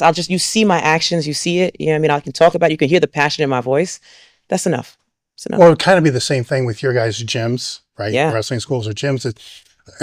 what you do on social isn't going to bring more people in. Oh yeah, no. No, it's You know, funny just because everyone, I think when the show came out, everyone's like, wow, like this is going to like completely change the trajectory of your gym. It's going to attract so many new clients. And it's like, well, not really. Like, you know, you're still limited by who is within your vicinity. You're still going to be okay. What results are you actually producing? How are you actually helping people? What your community says about you, and with the social medias. Okay, That's the thing. It comes down to community. Yeah, it's always going to be about community. That's huge. That's huge. Yeah. So have you been able to leverage it for your gyms?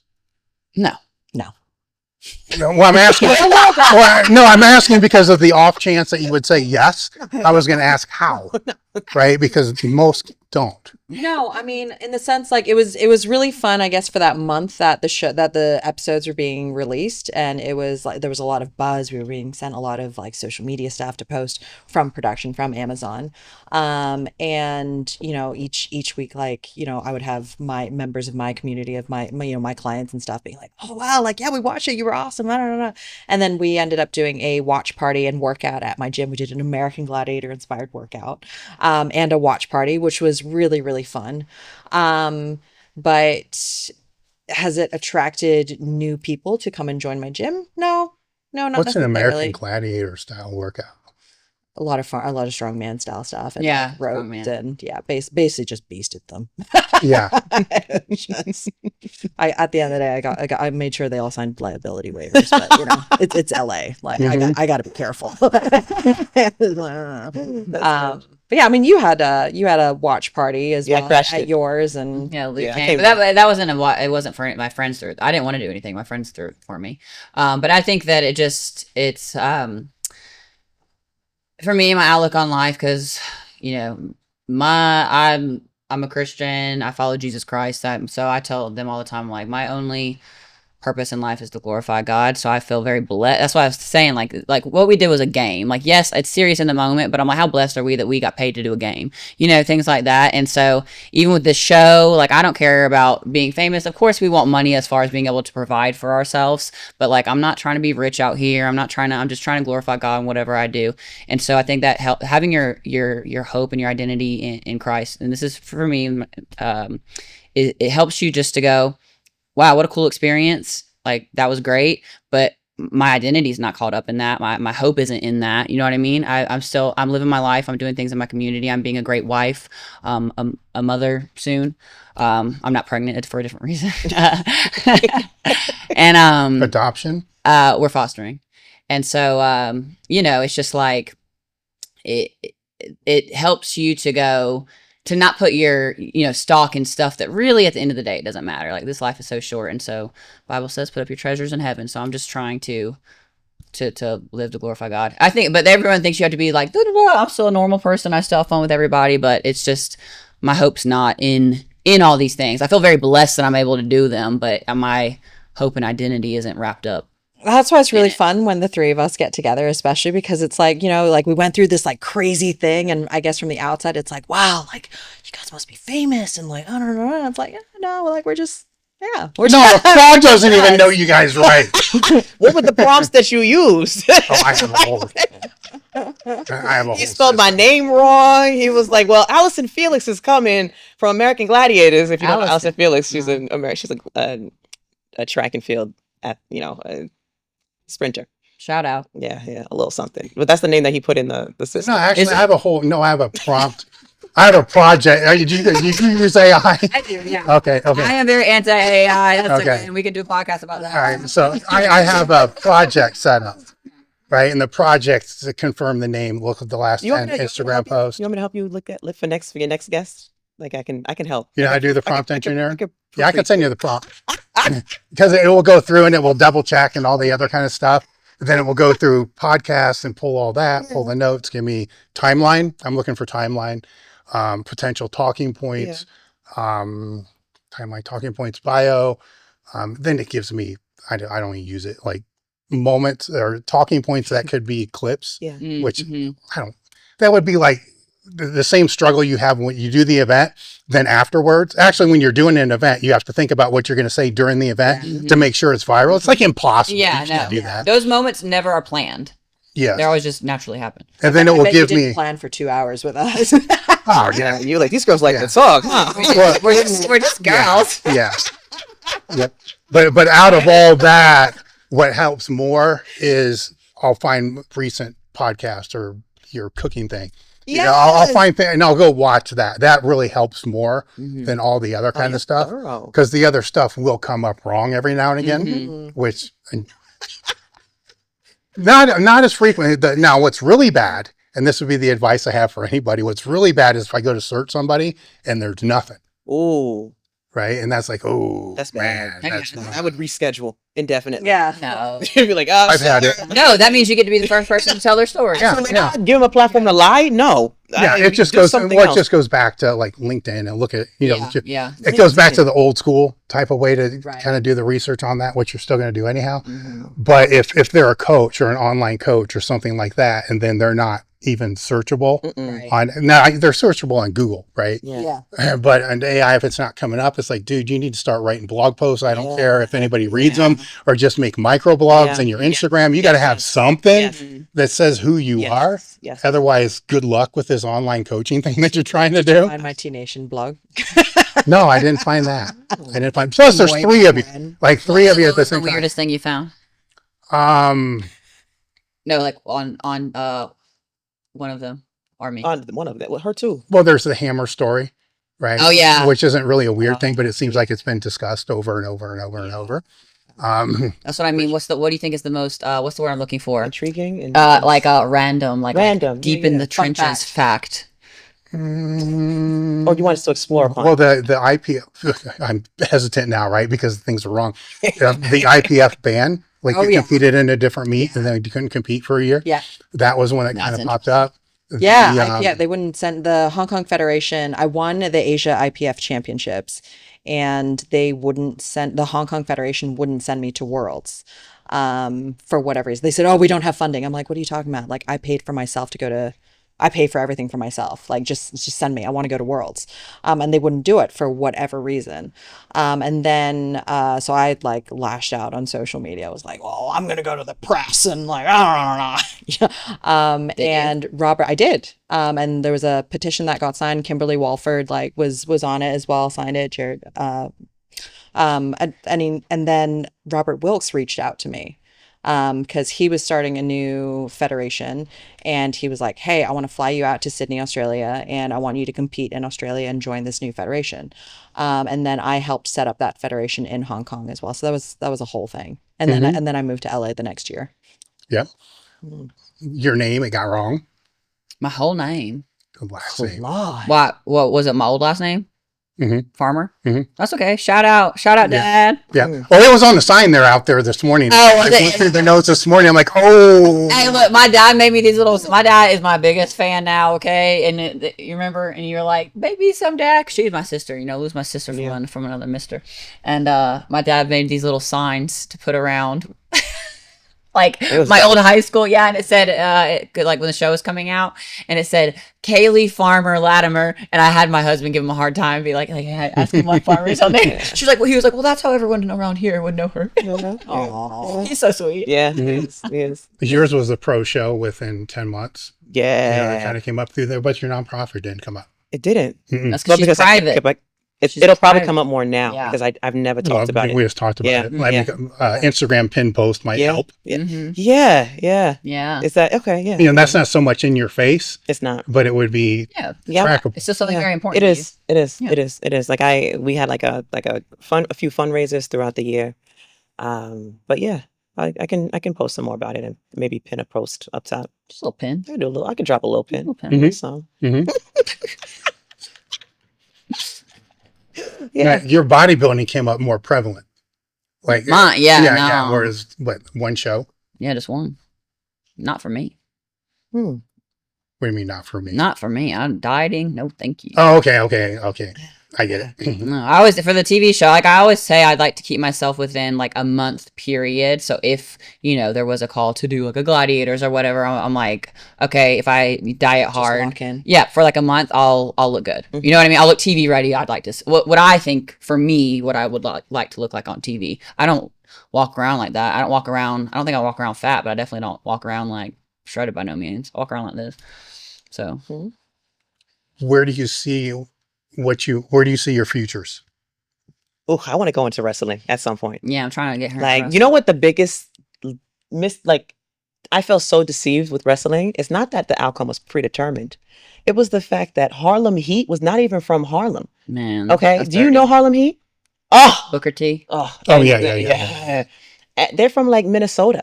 No, Like, not really. I think like Maryland or something. And then Razor Ramon is not even Cuban. no. He's from like Detroit. Yeah, I'm so mad. He's looking at me like, what is she talking about? No, it's storytelling. Razor Ramon's the best. Yes, I grew up watching this. You know what I mean? Like, I think I tried to do a report on him for like Latino Heritage Month. I was like, he's a Cuban. Oh my gosh, you were really deceived. Yes, and I did my Wow. research on him, and he's like, because his gimmick was he had like a toothpick, and he'd be saying Chico this, Yes, Chico Razor that, Ramon. and he was like from Minnetonka. I don't even know what that is. Like, he probably wasn't. I think Maryland he was from, but like, You just said Booker T's from Maryland. I don't know. He's not from New York, you know? But that would have been honestly like, I don't know. I know you still have to you can't be broken to do these sports and be a wrestler, professional wrestler. So I would love to like learn, and I would make her my coach. All right. And I'm saying a lot of things. I still want to deadlift over 520. Mhm. With multiple goals. So whatever works, whatever I can check off first. Today's the day. You're pulling 500. Baby, you want me to have my About back in a suitcase? Yeah. I'm gonna fly back with. Oh wait, I hold got- on. Okay, can we tell a quick story? Is that okay? Yeah. Just a quick one. Mm. Speaking of your back. Okay, go ahead. So I support my friends. Okay. I came up too in the scoliosis, Oh yeah. but I didn't want to bring it up because I could be wrong. Yeah. I could be wrong. And I'll take a look at your technique in a minute. Well, let me tell you about that. I hype my friends up, okay? And so she posted this video of her deadlifting, and it was like, I think it was just in your story. It was just in her story. And so I commented because it was so much weight, like so many plates on each side. And I was like, man, I hurt my back just watching that. Like, I could never. Is And what for I, a powerlifter, you don't want to hear that. yeah. Like, You're like everybody. Oh my god, my back. Like you don't want to hear. hold that. on, let me tell you the end of the story. So, because I'm giving her a compliment, I'm like, that's so impressive. That's what I'm trying to say in my, I'm like, Kailey language. And then so all she says is, she replied back, well, I didn't, period. And I was like, I know my friend. I said, I literally called her. I said, excuse me, ma'am. I had to laugh. So I said, we ain't about to do this. I said, I was giving you a compliment. I said, just because you feel like everyone's probably always talking about your form or something. I said, I don't know what a good form is. So I was giving you a compliment. Yeah. Well, But that shows that we're sisters, we're friends. I know she was upset. you could know my no, and I'm not even. I'm not putting an LOL. I'm not No, putting an emoji. But I knew how she was my saying it by back reading didn't. it. Period. All right. Well, mine didn't. I had to laugh. When she called.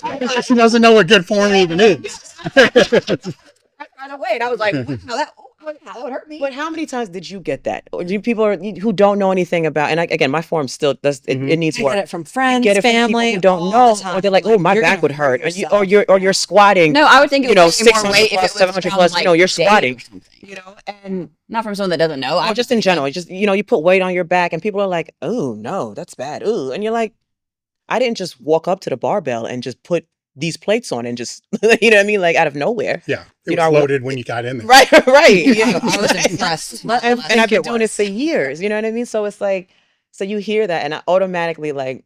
I said, For don't let me, your I just- weightlifting trauma, don't put that on me. Don't project your trauma on me.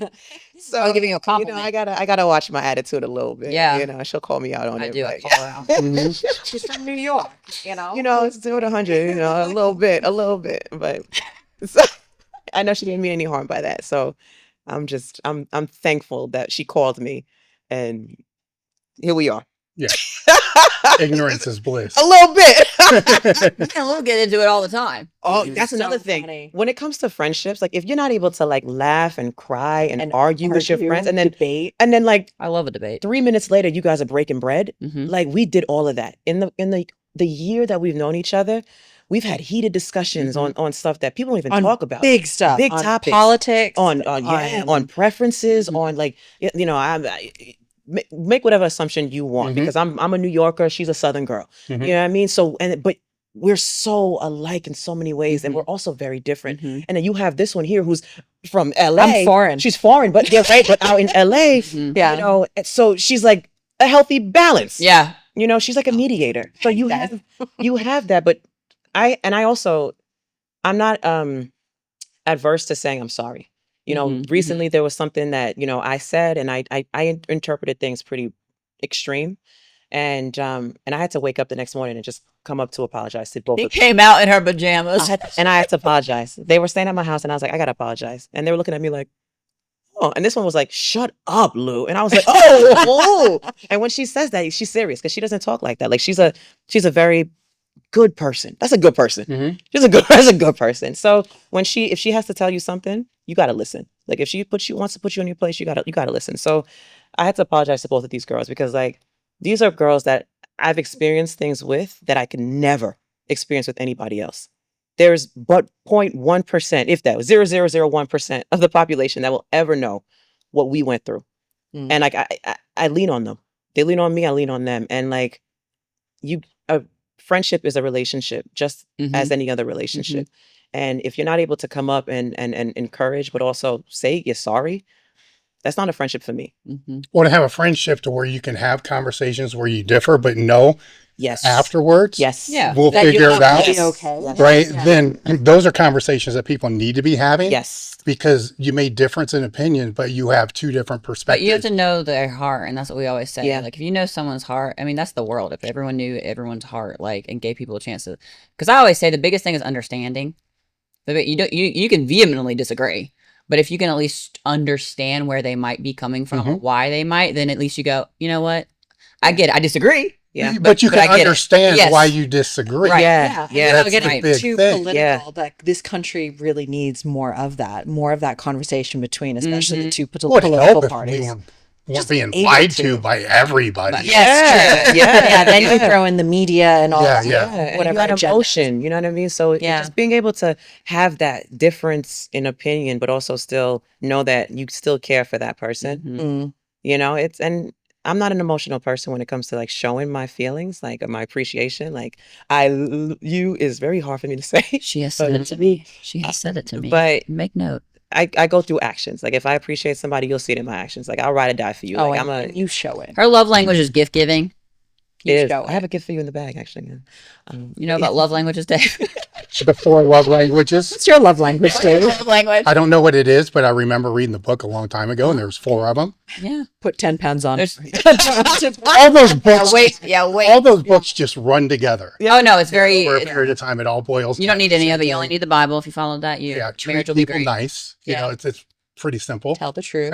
But I think you guys are touching on something here that if you're discussing things with people, if they're political or whatever it is, but you're speaking with the people at the ground level, right? That's way better to have those conversations there because it's more real than the people that are trying to tell us what's going on at the ground level that you'll see on TV that they're not even on the ground level. No. Yeah. You see what I'm saying? Yeah. Yes. Yeah. Yeah. But yeah, no, you're right. You're right. So it's refreshing. It truly is refreshing. So I can't complain about that. So what are you working on right now? Well, I've got my show coming up in a couple of weeks, so I'll be doing that. And my goal is to hopefully, so this is a IFBB Pro natural show. And so then my goal is to then... Do they have such a thing? They do, yeah. So there is a pathway to be a natural at the Olympia. So I've been a lifetime natural. I've been drug tested my whole life. I was drug tested I was drug tested in rugby under WADA. Yeah. Competed drug tested. IVF is drug tested. Yeah, and USPA, I always competed drug tested. And so being a drug tested pro bodybuilder was something that was really important to me. And so basically I was, I don't want to be a big fish in a little pond. I want to be a small fish in a big pond. I want to compete with the best. And so that's why I went down the NPC and then IFBB route. But anyway, so to get to the Olympia as a natural, you have to win a pro natural show, which then qualifies you for the Ben Weider Natural Pro, which is in November. Is this a new thing? I think so. No, well, there didn't used to be that many natural shows, but now there's a lot more interest in natural bodybuilding. Well, I know there's natural federations. Yeah, no. But yeah, IFBB are becoming, there's more interest in it. So they're actually going to be running more and more natural shows. Now, are these divisions of other shows or are they separate shows? Separate shows. So the show that I'm doing is in Oregon. And then this Ben Weider show is going to be in Virginia in November, and whoever wins, so basically all the natural athletes will compete there, and whoever wins the natural Ben Weider show qualifies for the Olympia. So, and the Olympia is like everyone, right? So Yeah, you were there 4 times. Yeah, Yeah. usually 5. 5 actually. You missed one. Claude missed one. so yeah, so that's kind of my goal for this year. And then eventually, I don't know. I'm not sure wrestling is for me. I was thinking more because I'd love to be an action star. Okay. I think that would be. Say it with that your would be chest. sick, Do it. Yeah. Say it with your chest. Come on now. Like my husband he was a pro boxer. He's a pro MMA fighter. He's a black belt in jiu-jitsu as well. So I have done quite a bit of jiu-jitsu with him. I mean, I'm still a white belt, let's be honest, but I did it for 2 years. And so just getting into that world, especially because I'm in LA, would be like, let's just see where this takes us. So what's that world look like in LA when that's pretty much what everybody wants to do? It's interesting because there's a lot of there's stunt gyms, specific stunt gyms that you can go to. But then obviously having to master the craft of, okay, what does being a martial artist look like? Can you do those moves? But then having to meet with casting directors, having to schmooze with all these people, because do you have that look? Do you have those qualities, those characteristics, that star persona? But then the industry is really shifting with, I guess, with streaming, with Amazon Prime, with Netflix, with all these other shows, that I think a lot of it is also potentially moving out of the States. I was going to say, didn't a lot of the filming move out of the state because of the taxes? Yeah, but I know that I think a law recently passed to try and bring it back into California. So again, it's seeing where that goes. But I know a lot is out in Atlanta, obviously. But yeah, just kind of staying within that world, especially since I do have a gym. I have my own facility that I can be in and train at. The anchor. The gym. The It's like anchor. an anchor that just keeps dragging you back. Yeah, the old ball and chain. Being a gym owner is no joke. No joke. Is that how you really feel?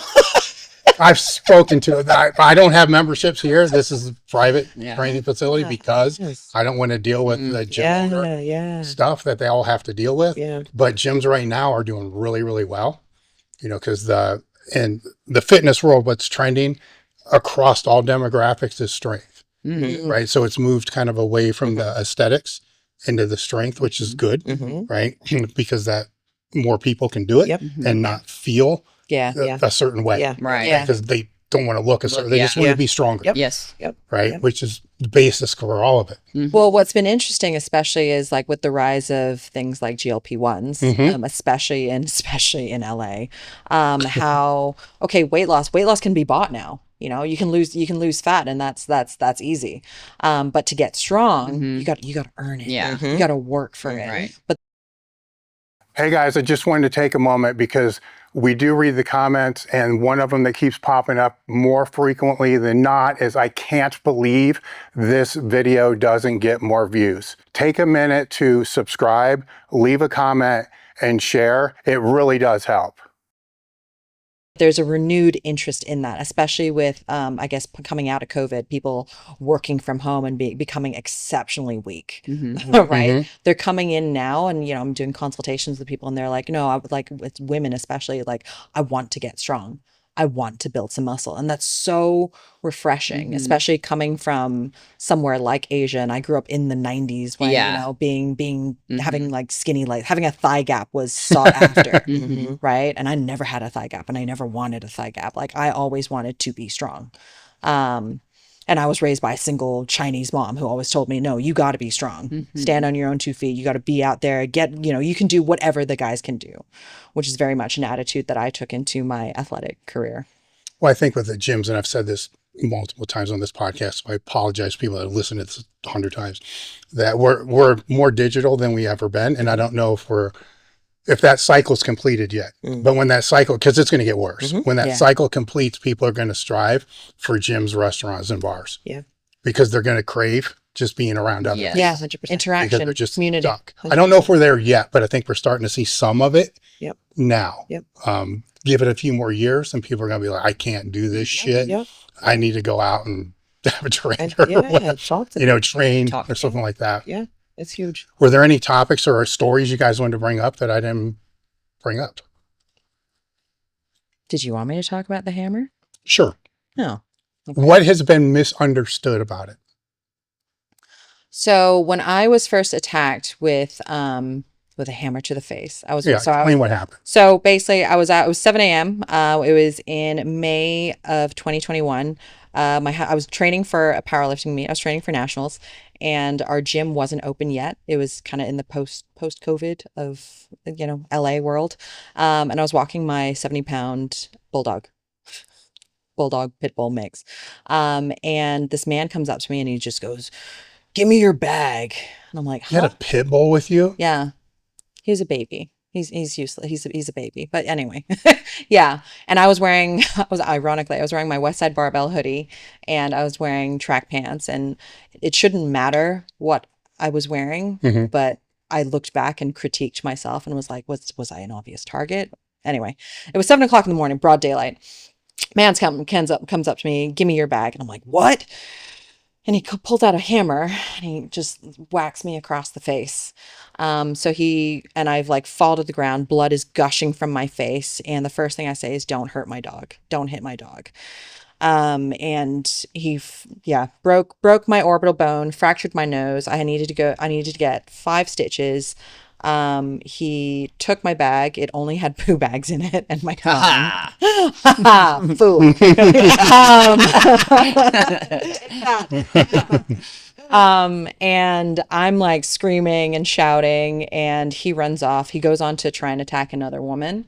And I'm downstairs from like a hotel in downtown LA, and this couple who happened to be in town, visiting, watching their daughter graduate or whatever, they like come up to me and they're like, "Oh my gosh." Fortunately, I memorized my husband's phone number, which in this day, totally. right?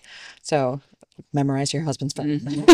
I call him, he comes down, ambulance comes, I get rushed off to the emergency room, and they won't let him in because it's COVID, and all this stuff. So Let me go to the table for a second. I decide to post about it on social media like a week later, just saying like, "This is what happened. I refuse to let someone make me go into hiding because of what happened." And immediately the comments were like, "Oh, it's a Asian hate crime." I'm like, "Well, no," because he went off and did it to another woman. Well, you had a hoodie on too, right? Yeah, exactly. Also, I didn't realize, like, I'm mixed. I didn't realize I looked that Asian. I was like, okay, cool. But yeah, so that was at the time when there were a lot of anti-Asian crimes happening. So that was probably, I guess, the most misunderstood thing. Then you competed like 4 weeks later. 7 weeks. 7 weeks You wear later. an eye patch? So sorry. No, I should have done. That would be cool. I did some photos of people that I had patched on. Yeah, no, it was great. Imagine like at the top of the deadlift. Haha. Oh man. And yeah, no, I healed. I took my husband was like, "Just take a deload week." Yeah. Just Take it and easy. then just see how you feel. Don't count yourself out. And I was like, okay. And he's like, just start light. And I kept on training. And honestly, that's, I think, what helped me recover so much faster. Like, my mom was like, "Oh, just, cry, let yourself be emotional." And I Feel was the like, "Well, feelings. yeah." And I was like, "Well, it wasn't personal. Like, fortunately, I wasn't raped, thank goodness. And it's not like he was stalking me and had like pinpointed me. I was just happened to be in the wrong place, wrong time." And so that, so I'm grateful for that. But, for me, getting back into my routine, getting back into the structure of powerlifting and doing what I need to do and what I wanted to do, helped me more than anything. And that's where the mental health benefits of lifting, of training, of exercising really, really came into play. And especially, I think, again, what made me fall in love with powerlifting was the progression. You know, no matter what, it's like, right, I'm going to do a little bit more. Okay. Like, or this is, if I can do that for one more rep, you know, I'm doing something good for myself. I've progressed as a person. How's that transfer over to the next time you're walking down the street in this situation though? Oh, it took me a minute. It took me a minute. Like we didn't live we lived like, I don't know, 400 yards away from my gym. And I was having to drive because I was just too nervous, too anxious. So that took a while for me to build that courage back up. And I don't know, I'm not someone that, I don't go out at night. I'm normally in bed. So it's different. It's different now. Looking back, I wasn't street smart. You know, I was walking around like on my phone, walking my dog. Yeah, I know. Think you're safe. Yeah. So, yeah, just a little bit needing to be a little bit more street smart. Hong Kong's a really safe place, and that's where I grew up. And yeah, LA's different. The US is different in general. So yeah, it's changed things for me. Any other stories? You know, I'm a Volt. I think I said too much. Anything else you would like to be canceled for? Too late. Girl, I'm right there with you. We can't go to Atlanta. Now you can't go to Atlanta. I said shout out ATL. Well, I saw y'all went to Florida. I live in Florida. Yeah, she's in Florida. I live in Florida. She also said she'd never go to Alabama, but yeah, I was the there people in too. Alabama gave her love. She saw. She was Yeah. called beautiful up in Buc-ee's. Have you been to a Buc-ee's? I have not. Boosies. Bosie's. Yes. Yeah. It's a That's spot. what I've been told. It's a spot. Yeah, I'm not gonna hold new you. one that's like 40 minutes away. You should go. I Yeah. mean, you only need to go one time. It's just experience. You got to experience one time, and then you're good. It's a vibe. Yeah. I could see myself. But we're Lots of gonna merch. do a gym tour. Yes. You want to tell them? Well, that's what's next. We want to do gym tours. Yeah. So we mesh well. We've got personalities. We love working out. We love talking to people. We love just bringing new energies to different places. And there's so many gyms that we've realized that we have not been able to go to, or we've not even stepped foot in. And I think now we're just like, hey, how do we bring this positivity? How do we bring this energy? How do we bring us to people and inspire people through just our stories and ourselves? And so we want to go to some gyms all over the country, you know, and lift and connect and talk to people, talk to owners, like just bring energy there that's different, because we are very different, but we're also very much a part of the gym community. So, and I think sometimes we have to see that, especially women, right? Now we're just not going just to target women, but it's just to target anybody who's like, oh, these are girls from TV, if they know who we are, right? But these girls are kind of cool and they're lifting and they look great and they're just positive. Like, they're not bitter, they're not angry, they're just positive and they're just here. So if we can bring that energy to different states, I'm talking states that people don't probably even know about. Like, I mean, I'm not going to say any states. Stop getting, yeah, you're going to be welcome anyone. at all. Ohio. There's some strong people in those states. I did introduce her to the song today. She thinks my tractor's sexy. Thanks, much. You know that song? Is that Oh, yeah. What? Even I know this song. I know. You know it too? And then we drove by 3 tractors. Yeah. Yeah, I was like, and then at the end I was like, I think I want a tractor. Yeah. There was a lifted tractor. Like, I was like, yo, throw some rims on that shit. There's a fire. But that's what we want to do, you know? Travel and just spread our energy, you know, and just really pick strategic locations, like gyms in Texas, there's one in Montana. Like, I've never been to Montana, but us in Montana, like, what do you expect, you know? Just not also like the hot spots. Like, it doesn't have to be New York. We already know New York. It doesn't have to be in LA. It doesn't even have to be in Florida. Like, we just other locations around the country where we just spread the gift of joy. Until you all get back to the room and you have one of them heated debates. Oh, yeah. I love a healthy debate. Elevated joy, you know? I'm like, girls. So, yeah, that's what's next. Yeah. All right. How can people find y'all? Go around the table. So my Instagram is Lou Faustin Pro. Let me spell it out for you, because I know a lot of you are hooked on phonics. L-U Faustin, F as in Frank, A as in, you're going to put this at the bottom of the screen anyway, right? Yep. A. Go ahead and spell it. A as in apple, U as in umbrella, S as in Steve, T as in Tom, I as in igloo, N as in Nancy, Pro, P as in Paul, R as R as in Robert. Robert, and then O as in orange. Orville Redebacher. And that's what it is. And that's my Instagram. Yeah. What was that again? Okay. PRA. I'm the Cat 5 CAT. But no, the number. Could be K. A backwards K. The number 5 though, don't spell out 5. That one is the number 5. Kailey, Kailey, and that's on Instagram. More importantly though, give us a follow at our wrestling school. It's Redemption Wrestling Academy in Milton, Florida. If anybody out there wants to try out pro wrestling, it's a great spot to be. Everyone has a good time. You can learn from the best. That's not me. That's my husband, Tom Latimer. Aww. Shout out. Aww. So come on down to Redemption Wrestling Academy. We also online at redemptionwrestlingacademy.com. And my Instagram handle is at Daniella Means. That's with 2 L's. And you can also follow my gym at Hybrid Gym LA. I think they can also find you guys by Voltage, Empire, and Hurricane. Yes. Yeah. If they go on Instagram, at least for now. Yeah. Damn, he's right though. All the links will be in the description. I want to thank you guys for coming out. Thank you so final much for thoughts? having us. Any final thoughts? Thank you. We can't wait to see you be behind Lou as she lifts that 5. Screaming in chat. Yeah, I got a flight to catch. Oh, I kind of don't want to be in stowaway. I'm not saying right now, just later. Yeah, 100%. I do look forward to lifting 575 Yeah, we'll keep bumping it. It'll be 600 before the end of the day. at that platform. Yep. Yep. All right, we're done. Thank you guys. Thank Thank you. you.